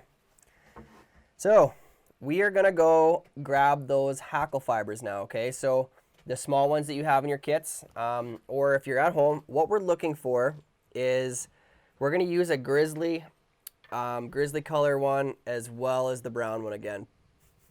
It's a bit of a bugger, I'm not gonna lie. Putting 2 of these on the same post, it isn't a lot of fun, but once you do it, it gives it a really cool look, kind of like similar to the tail. It's kind of two-toned in color. It's the way the original was tied, so we'll do it. So when you're assessing what size of hackle you want on this, I'm not going to go to a hackle gauge. What I like to do is I like to go up to my post, and if I take it and I pull my hackle on there and I take a look at it, I want that hackle to not to extend beyond the hook bend. So this one's pretty much perfect. It doesn't go out over the hook bend. It stays inside that. You don't want it to be super small. It should extend at least halfway down that body, just not out over the hook bend. So I've got my grizzly in that size, and now I'm gonna go, because I know this cape pretty well, I can go in and pick one out that I'm fairly confident in knowing it'll be about the right size.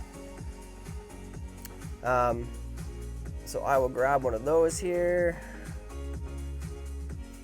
It's always good to test your hackle before you pull it out though, because then you're left with one that's just hanging out if it's not the right size. So this one I pulled out, I'll just check it. Yeah, pretty much exactly the same.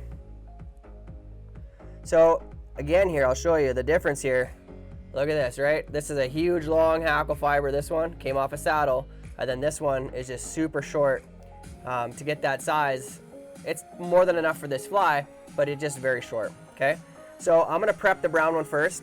So I'm gonna pull that fluffy stuff off down at the bottom, expose a bit of stem, and what we like to call this is a concave side, or probably even better way to talk about it is we have a shiny side and we have a dull side.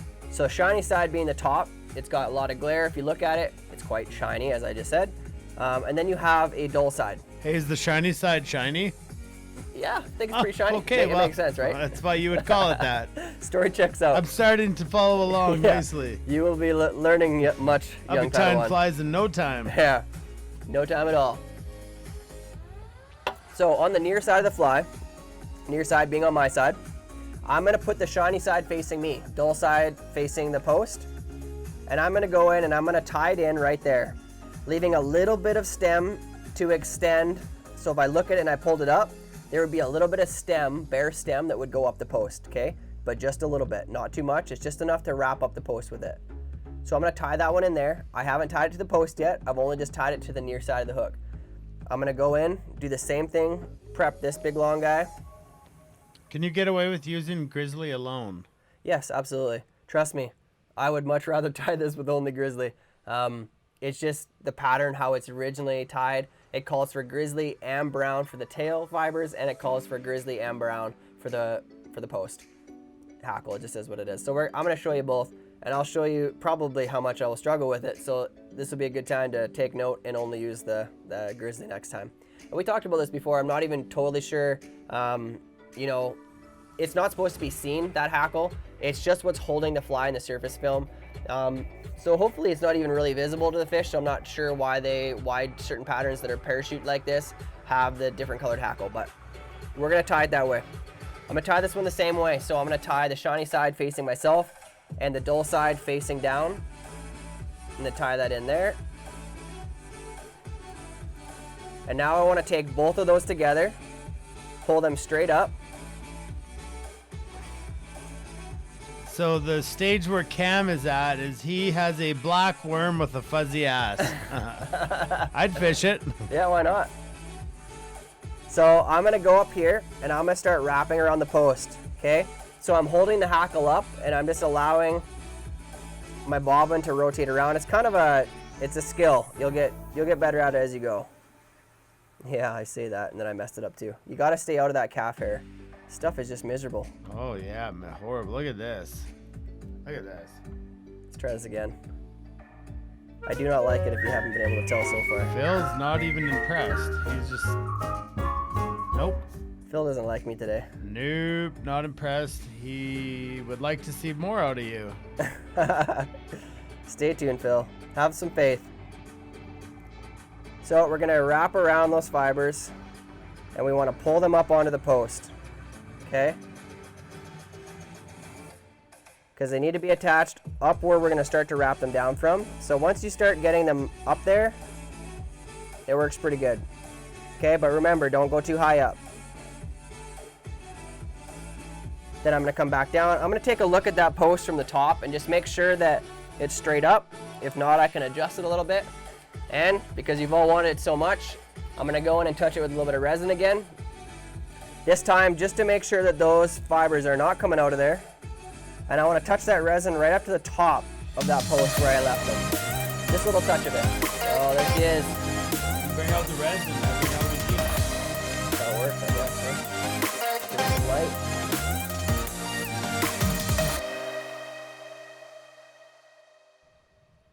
Here we go. Ready to rock and roll. Okay. So, we've got our hack of fibers tied in. We'll leave them there for now, but we still have a little, those butts that we had left of the stem.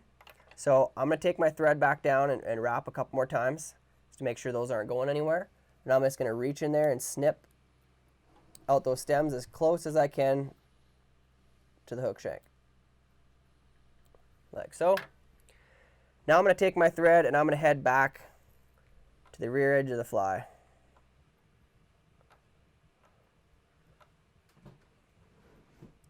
And as you can tell, when you have a long fiber, I'm gonna actually snip that one because it's just too much in the way. Too big a variance between the two. So I'm right down at the back of the tail where I want it to be. I'm gonna start by adding my dubbin here, guys. So I'm gonna go over to whatever dubbin you're gonna use in the bag. What resin are you using? I'm using Solara's Bone Dry in clear. They make a new black one, but I'm using clear. Oh, I said I was gonna do that with this tan one, yeah. So I'm gonna be using this dark tan, fine dry fly dubbin. You just need a little bit of a wisp here, guys. We're not building up a big body here. We're just really covering up our thread, covering up the thread we left on there. So just a nice tight dubbing noodle, like so. I'm about 3 inches long. I might have to add some more, but we'll start by back here, making sure that that dubbing starts right where the black thread stops. We're just gonna make sure we cover up all of our work underneath and work our way up towards the post. Once I get to the post, I'm gonna cross underneath it to the other side and work my way down towards the hook eye. But as you can see along the post, it's easy to leave a little bit of space on either edge. So I'm gonna add just a little bit more, just a wisp this time, so I can go back and cover up those spots before we head on to the post itself. So that's super thin. I wanna make sure I got a nice little ramp down to that eye.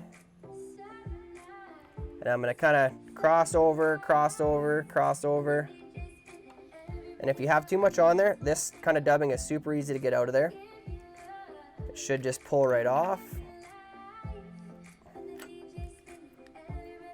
And what I need to do though is I need to finish with my thread going around to the far side of that post, but I need to be on the post, right? So I wasn't on the post here, now I'm on the post, okay? So that tension is sitting on the post itself, like so. Okay, so as we showed last week when I was showing you how to put some hackle on, or is it last, I don't remember last time we did a parachute post, or the clink. Yeah, I think it was last week. The H&L? H&L. Was last week. The clink yeah, and the clink was, hammer. Yeah. It was both last week, yeah. So what I'm gonna do is I'm gonna open up the jaws of my vise and I'm gonna tip my fly almost straight down and reattach it in, okay? So remember, my thread is on the post now, okay? So it's in a good spot. It's not going anywhere. In fact, what I like to do with it is I like to pull some thread off.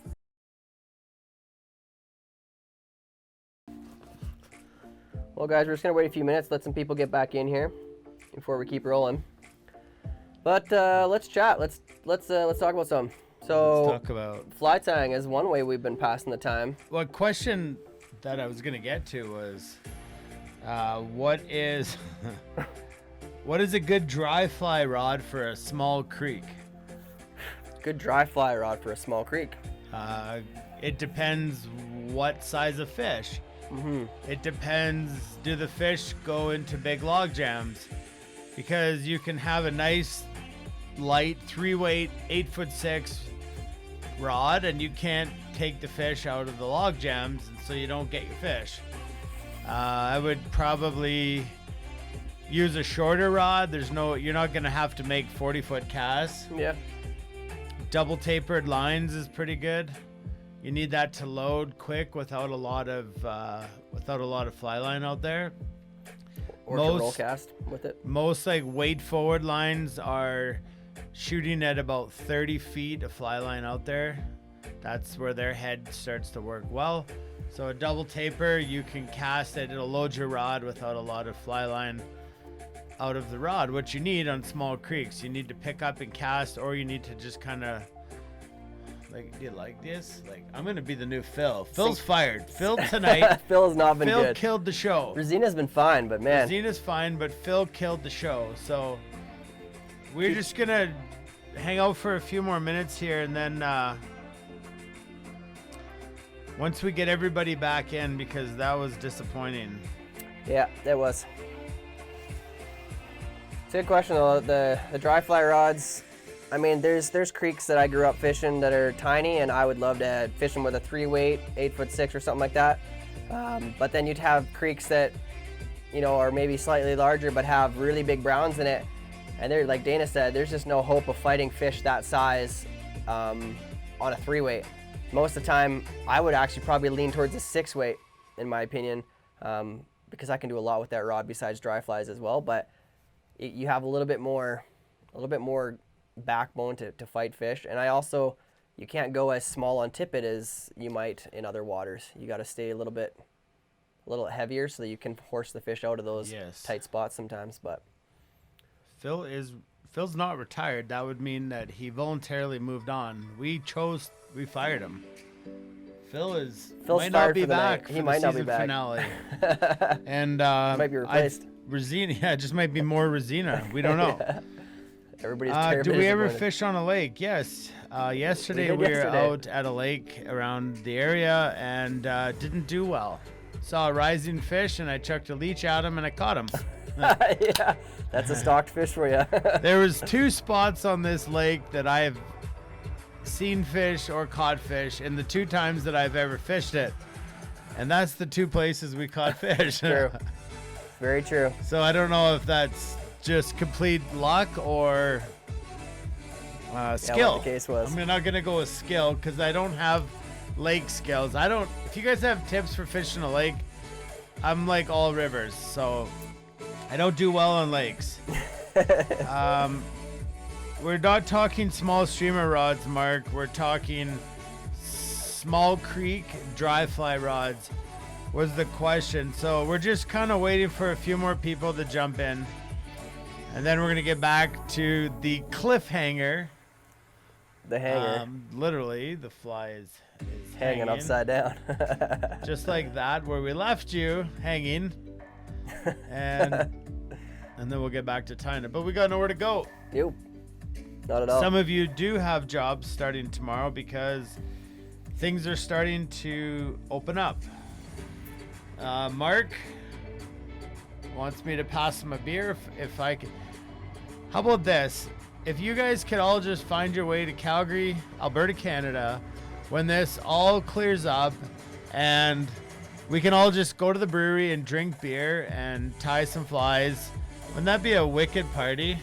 Oh, that'd be a great party. I mean, it costs a bit to get here, but besides that, flights will be cheap because the whole flying thing won't be for everyone. So, no. And you can come fishing while you're at it. how long do you use the leader to dry fly fish? That question is subjective. I would say 9 feet on average. If I have very finicky trout, In spring creeks, very crystal clear water, you might go 11 or 13 feet. If I'm chucking hoppers, like big foam, I'm about 7 feet, 8 feet. So really, I think it depends on your fishery, where you're fishing, and how spooky those fish are. Yes, that would be, honestly, like, I think that would be epic just to have everyone up here. Year-end party in the middle of Just summer. a big party. Yeah, whatever. Mid-August, guys. Let's go. And also, if you're just tuning in or if you're retuning in, we would like to talk to you about, and there's a lot of people have already bought. Are they? Yeah. Oh, wow. That's awesome, awesome. guys. Yeah. And we honestly didn't know, like, we think it's a good idea and we want to have this as an opportunity, so it's cool to see you guys interested in it. But we'll show it to you again since we've been talking about it. What we have done is we have, throughout the whole entire season of Thursday Night Live, we have been filling up this fly box. So there's probably over $1,000 in flies in this fly box. And if you would like to get an entry, you can go to our website, flyfishingbowriver.com. I will actually put it up here now, /Thursday Night Live. And for a $5 donation gets you an entry. So next Thursday,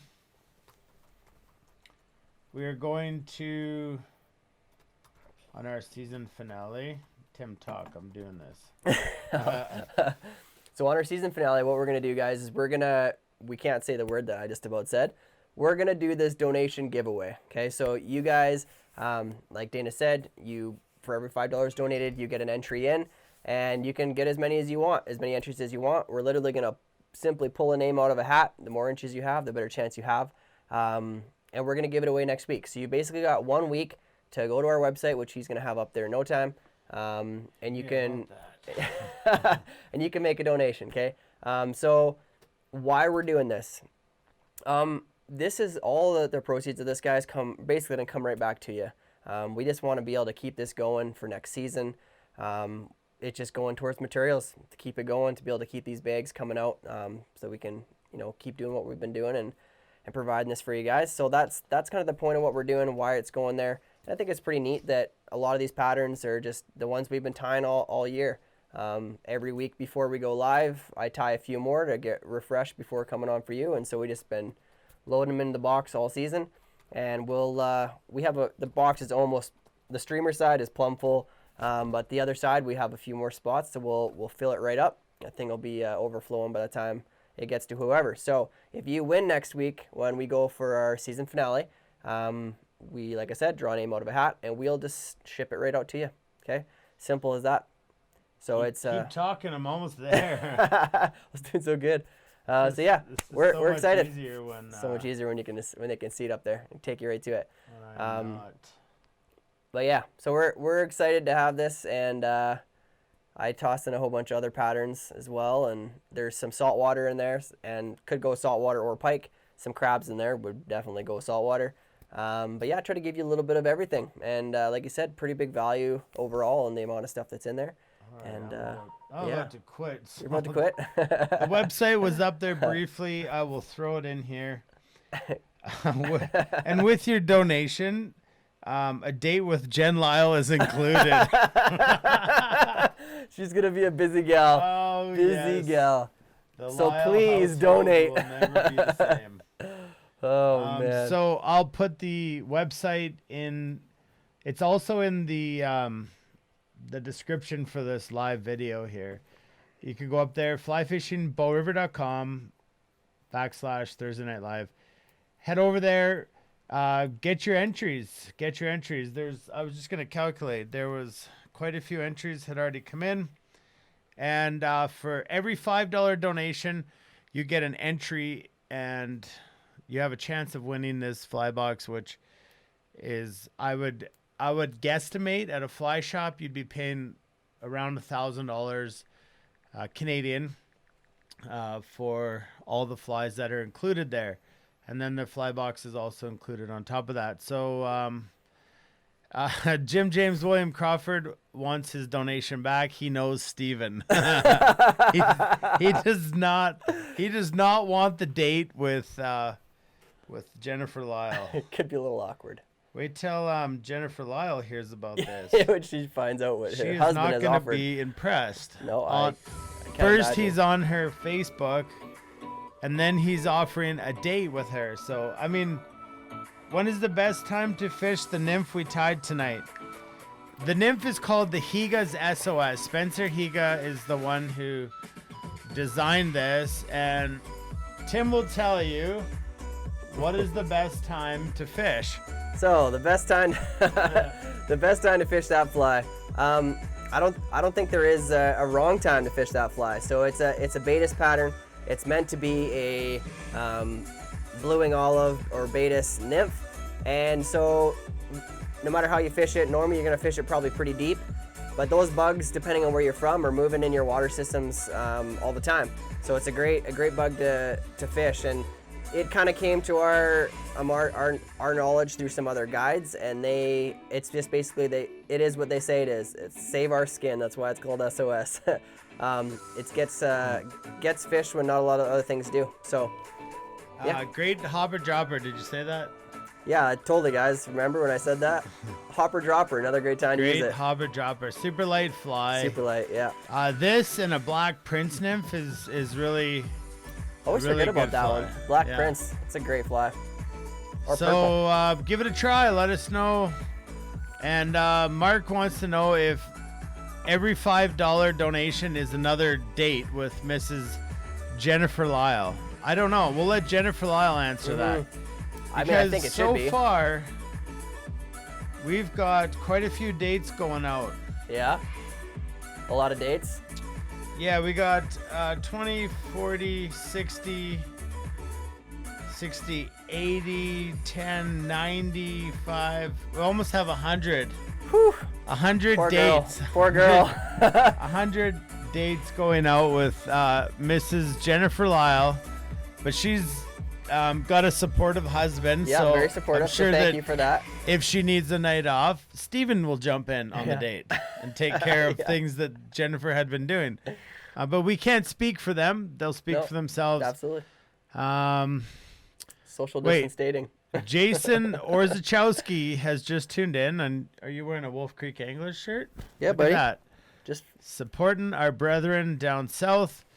What was the question? We don't remember. We don't even remember what flies we're tying. this thing's been hanging upside down for 20 minutes, so. who knows? Jason, October, look for us. We've rerouted our trip. What is a black prince nymph? So the classic prince nymph pattern, just tied all black. And it very much looks like the Higas SOS. And so now we're on to, Steven will drive for the dates. Oh, well.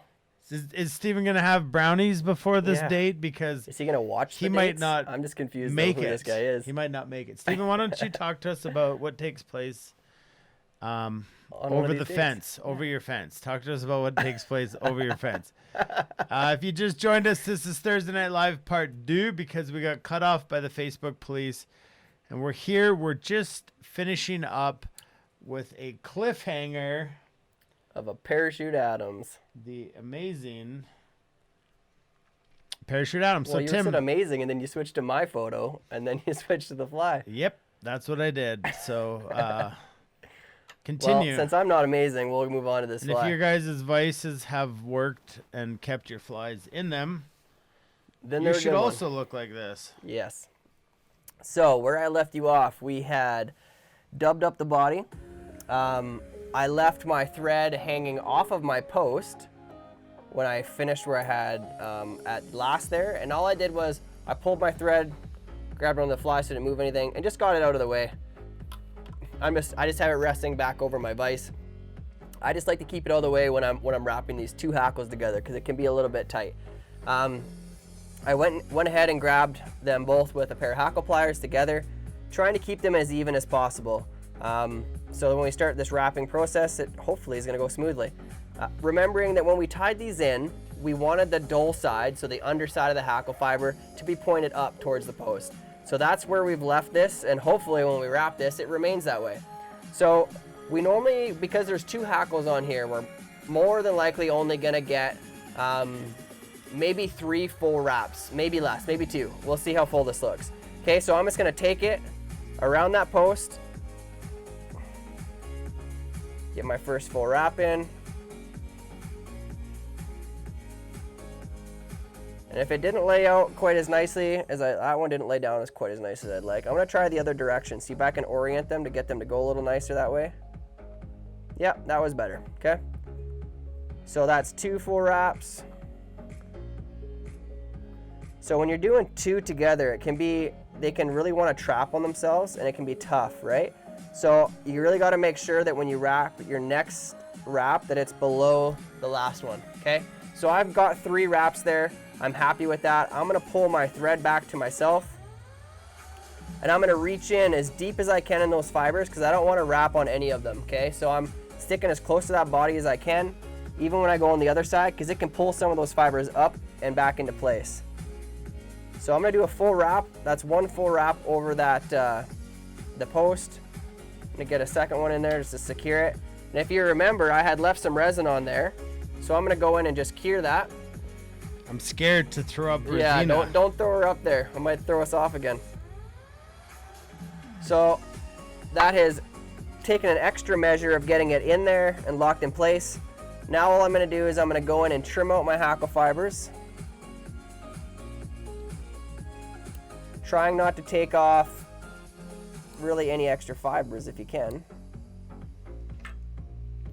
I'll get those out of the way. And now what I'm gonna do, guys, I'm gonna leave it in this position and I'm gonna go ahead and whip finish it, okay? So I'm gonna whip finish it right on this post. So it takes a little getting used to doing it this way. Sorry, I'll turn this so you can see it again. We're gonna whip finish this right on the post and trying to gather any of those extra hackle fibers that kind of got lost. I like to try to get them in my whip finish if I can. So we're just gonna do 3 or 4 turn whip finish.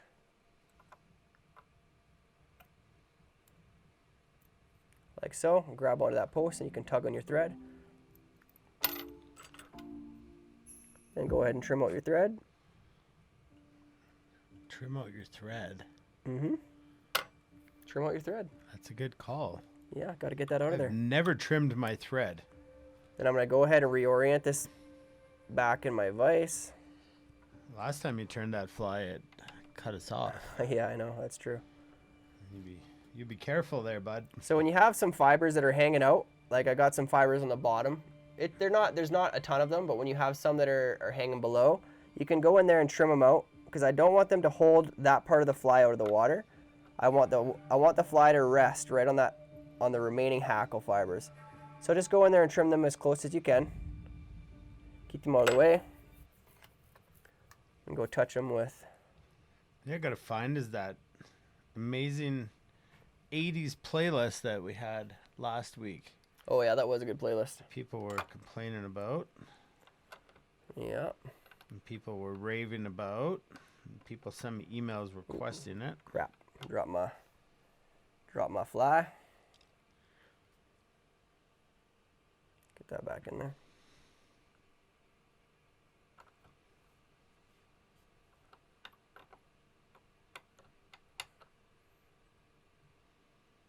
All right, I found it. Found it?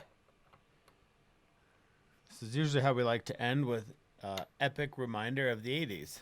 Yes, why not? Soon it will play. Oh, yeah. Oh, baby.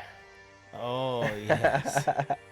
It reminds me of Tom Cruise because he did a lot of really cool movies in the 80s.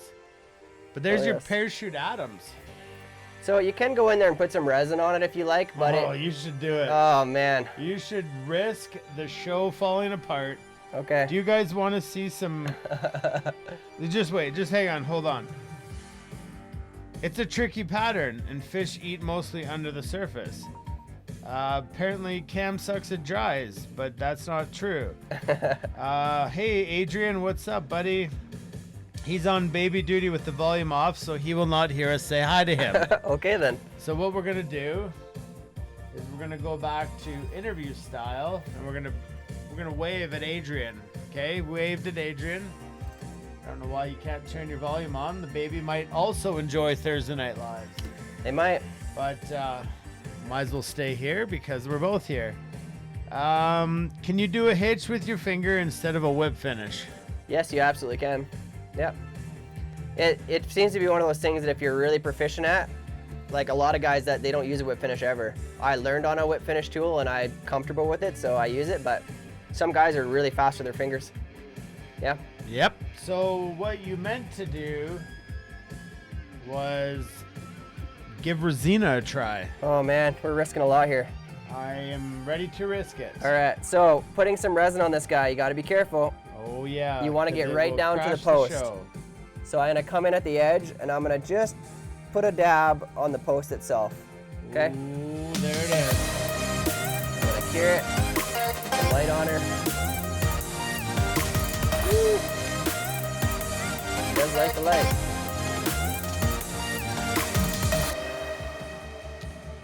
There Oh, it is. right on time. I think we're still live. Well, that's good. Have we froze? Is everything still good in the audio-visual department? Talk to us. We did fire Phil. Phil is no longer with us. Yeah, Phil crashed everything. SOS, SOS. Matthew, is that... Please tell us what that means because... Or take the easy way out and finish behind... All good. We're all good. We're good. good. So I say... Let's bring in Resina again. Second time. We might as well crush it. She needed a quick costume change anyways. Yes. And so what's going to happen here is you're going to lose batteries. And we don't want you to cut out. Oh, you might be fine. You know what? You just hang in there. I'll just hang in here. You don't worry. You let me know. We got about 5 minutes left.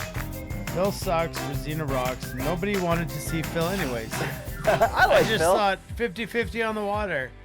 We need Phil. Should we bring in Phil and just see, like... I'm afraid to bring in Phil. Yeah, I know. Phil is scary. He is too much for the show.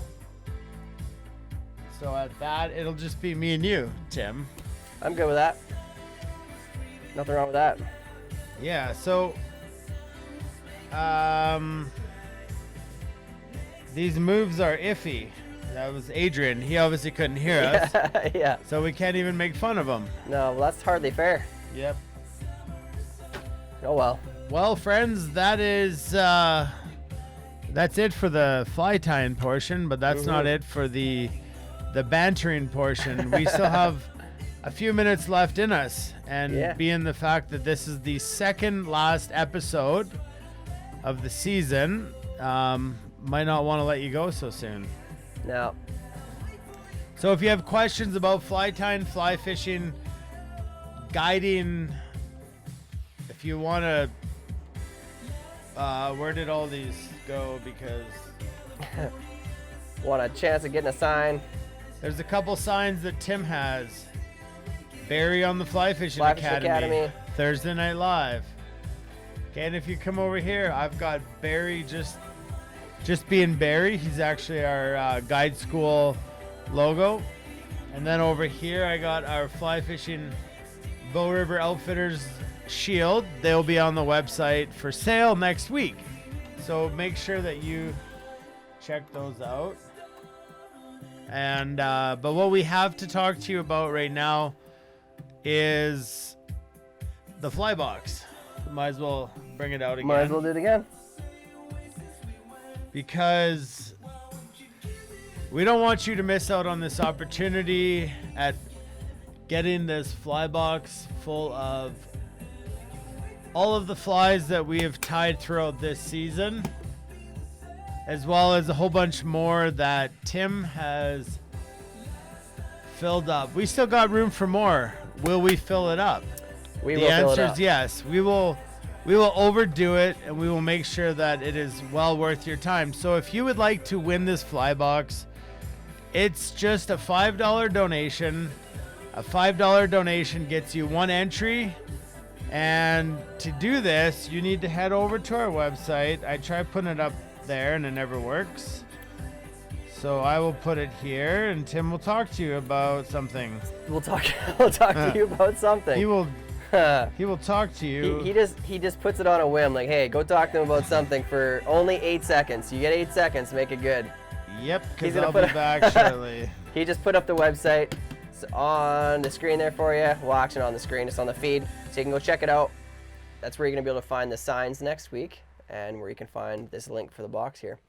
So yeah, like I said, $5 donation, guys. And there's no limit on how many times you can donate, right? So if you donate $100, that's 20 times, 20 entries. 20 entries. Yeah. So whatever, and like we said before, this is all just coming back for you guys. We're just going to use it for materials for next season. So it's kind of like a recycled thing here. We've tied all these flies throughout the year. So if you're new here, what we normally do on Thursday nights, we head down to one of our favorite breweries in Calgary, and we package material bags with all the material plus the flies that you have here, and we'll be tying those up.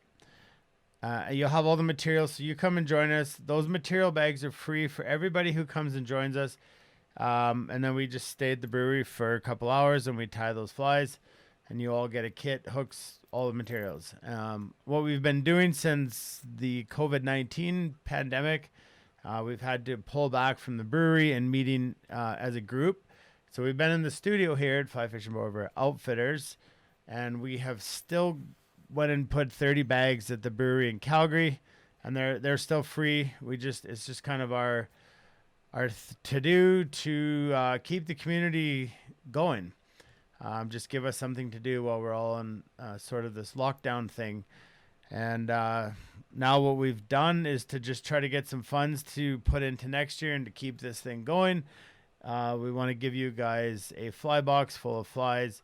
So just head over to the website. I've pinned the comment with the website there, and you'll see it. It's the first thing that pops up. It's called the Lucky Fly Box. A $5 donation gets you an entry, and every $5 donation that you put in gets you another entry. All the things are on there, so feel free to head over there, and we appreciate it. So next Thursday, episode 24 is our season finale for this year. It's sad. It feels weirdly virtual here that we get to look forward to seeing you guys or reading your comments every Thursday as we hang out in the studio. So yeah, definitely go over to the website, check that out. I could not hear Whip Din Sish.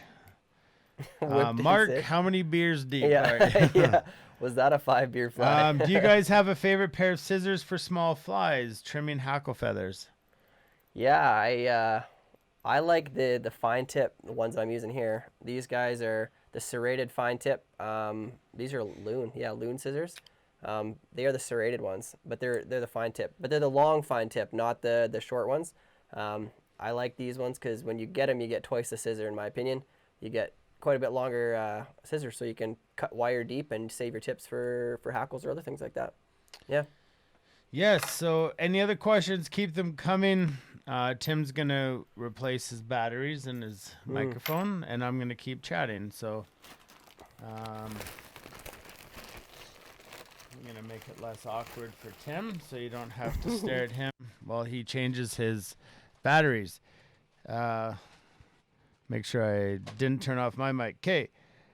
Do you know Toggins hooks? We are waiting for did they show up? Okay. So the order showed up, and we will let you know. We haven't used them yet. Tim hasn't used them yet. Nope. So we don't know. But we did put in an order, and it took a very long time to get here. Any suggestions on a fly line for a 9-foot 5-weight rod? Need to switch mine out. Gavin, great question. Tell me what rod you have, because that makes a difference.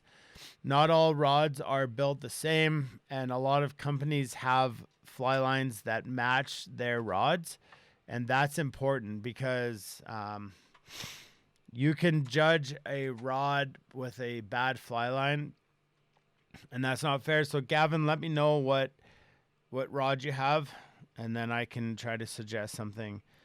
Anybody fishing down in southern Alberta, Lethbridge, Crow's Nest, Upper Old Man area looking for more fishing buddies?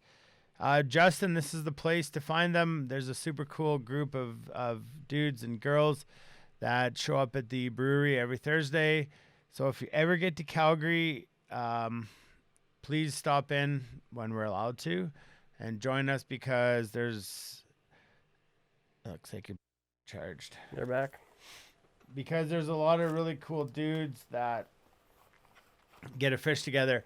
And when you get to meet somebody, I think there's a lot of trust that comes with that. And then they feel comfortable going fishing together. So a whip finish versus a half hitch. Good question. So some guys will change of opinion would argue with my opinion. In my opinion, if you plan on putting any type of resin on your fly, resin. Half hitch is more than fine. And to be honest, even if you aren't going to, that half hitch is a good knot, especially if you do a couple of them. The whip finish, some guys would say they would use it if they aren't going to put resin on, or they can't get resin on a certain fly. Like for this one we just tied, for instance, a Parachute Adams. The Parachute style, it can be tough to get resin in if you haven't cheated and finished your fly at the eye. If you actually finish it on the post, it can be tough to get some resin in there without like a bodkin or something, a little bit of resin. So in my opinion, if you have any intention of using resin, half hitch all day long is totally fine. If for some reason you're gonna use a whip finish because you don't have resin, in my opinion, that's probably every bit as good. So I half hitch a lot of my dry flies, a lot of my nymphs, anything small. I like the half hitch. It just takes up less. You don't have to hold material out of the way to run your whip finish tool. It's just quick, right? And if I know I'm putting a dab of resin on that, especially all these nymphs with, these UV resin backs, all that stuff, we're literally locking down all those materials with that. I'm not worried about it coming undone. So that half hitch is more than fine. Really like it when I do anything deer hair, because when you're pushing and stacking hair, it's tough sometimes to get a good knot or to whip finish without every time you spin your tool, it grabs hair and pinches it in your knot, and that makes it even weaker. So a good half hitch in that instance is also really good. So good question though. Either is good, either has its purposes. My opinion on the topic. Yeah. Cool.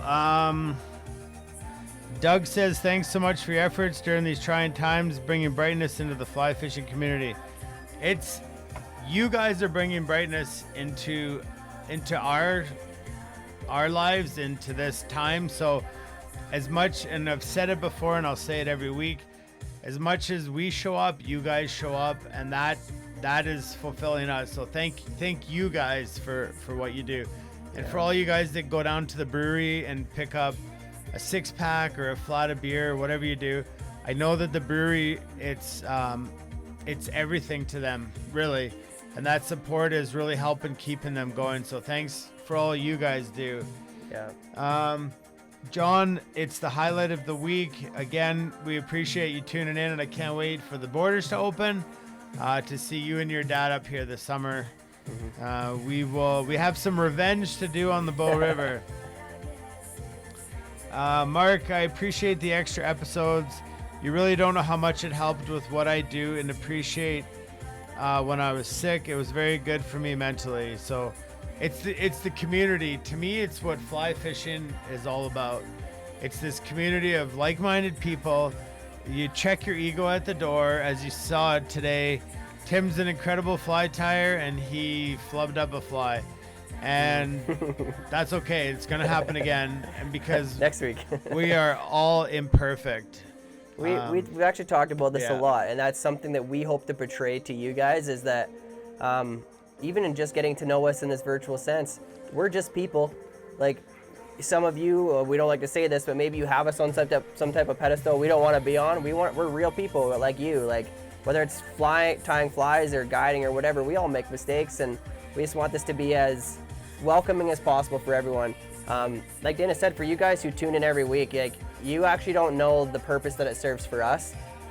You speak to our souls every week. The fact that we have a purpose, like me and Dana, we get to spend time together every week simply to come and spend time with you. Like that's totally, for us, like even though we're not really together, we're together, and it's meant everything. So who knew something so simple as being with your friends would mean so much, but it does, right? So thank you. If we didn't have the demand of you guys wanting to be here with us, we wouldn't be here.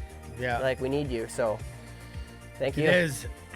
It's pretty cool. It's pretty special. So Gavin's talked to the 5-weight, I believe it was Gavin, Hobbs Creek White River rod. Bass Pro Starter Kit. It's going to be a heavier, stiffer rod. So I would go with man, you're almost going to price out the fly line higher than the rod. Yeah. The Orvis Hydros, I don't know what it is up here. It's a really good line, but you could almost up your line weight with that Hobbs Creek because it's such a stiff rod.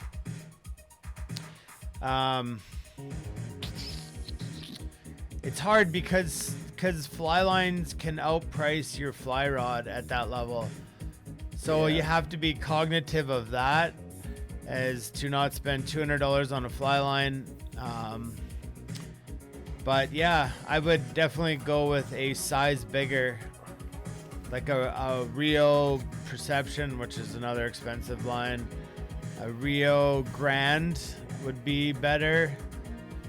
But go one size up, and I think you'll like that. Suggested company to order tying supplies from. John's from New York, so I don't know down there. I mean, the States, you guys have it a little different. We advocate for supporting your local fly shops as much as possible, but if you are going to order from someone, I think you guys can order directly from Hairline down there. That's something we can't really do with the border. Getting stuff across the border is tricky with materials like that. But check out your local fly shops or area fly shops. Orvis, you can order a lot of material from. You actually, they offer a lot now. They're in Vermont, so it's super close for shipping flies. What else is out there? Trying to think. I don't know a lot of. Up here we have a few, but we're kind of in the same boat. Like, you either, somebody mentioned Toggins. Well, they have stuff, but finding the end all be all, someone like Hairline you guys have down there, they really do carry everything. Whereas up here, I think we have flymart.ca. I think they're pretty decent. I don't know. Everyone's having troubles with shipping right now. Yeah, everybody's having trouble with shipping. So, but yeah. I don't know the total answer for that. Doug's order from Toggins came super quick, so that's good to know. That's good to hear, Doug. Mine didn't. Yes. Ron, thanks for the past few weeks. It's fun stumbling in on your program. Thanks again for stumbling in on the program and showing up and being communicative through the chatting here. I know it's hard to do when you've got your hands or fingers full of calf tail. Suggestions for a good starter rod and reel. The Orvis Clearwater, and you can get it's the Clearwater reel. Yeah, and it's a good reel too. They really good. Up. Highly recommend that. It's the like Orvis Clearwater rod, and they have a Clearwater reel. I think everything could be under a couple $100, and I think that might even be Canadian price. I think Canadian, actually, yeah, I don't know. I think it's even cheaper, but check it out, Orvis.com. Mark, so much fun to have located you guys. Highlight of the week. I'm coming your way someday, tying, having a beer with you guys. That's what it's all about. We're not saying, hey, come up here and hire us to guide you. We're just saying, come up here in the winter or whatever works for you, and grab some beers and tie some flies, and we get to hang out. If you're into doing guided trips, it's what we do. It's our job. We don't know where we're going to be at this summer with all the border closures, but we're optimistic. Your support is awesome too in that aspect. Fly fish food, yeah, it's a good one. Adrian threw that out for the Americans. A 6-weight Helios, 5 to 6 Able SDF, and some Rio Grande. I'm not sure if that was a starter kit, Bob, but I don't know if that is a starter kit. If it says Helios in it, it's so a starter Mark kit. said a buddy of his had the Hobbs Creek, and he did upline it to a 6-weight Rio Gold, and he's very happy. That's a good idea. some of those heavier starter rods up the line size because they're super heavy. They're super stiff and heavy. John mostly buys from local. Barry, Tim, and Dana, thanks for another great season. Barry, appreciate it, but don't give up on us yet. We still have one more episode One more. next Thursday, so we appreciate you being here. Thanks for bringing it every week, Bruce. Thank you for all your support. Thank Hugely. you. I miss hanging out with you beside the desk, and things might change when we get back to the brewery because somehow. We got to take this there. Yeah, we've got to figure out how to take this aspect into the brewery.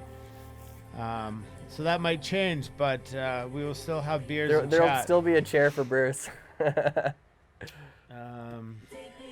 Kaylee Watkins. Oh, and man, Tim nobody- is gone. Nobody. Hold on.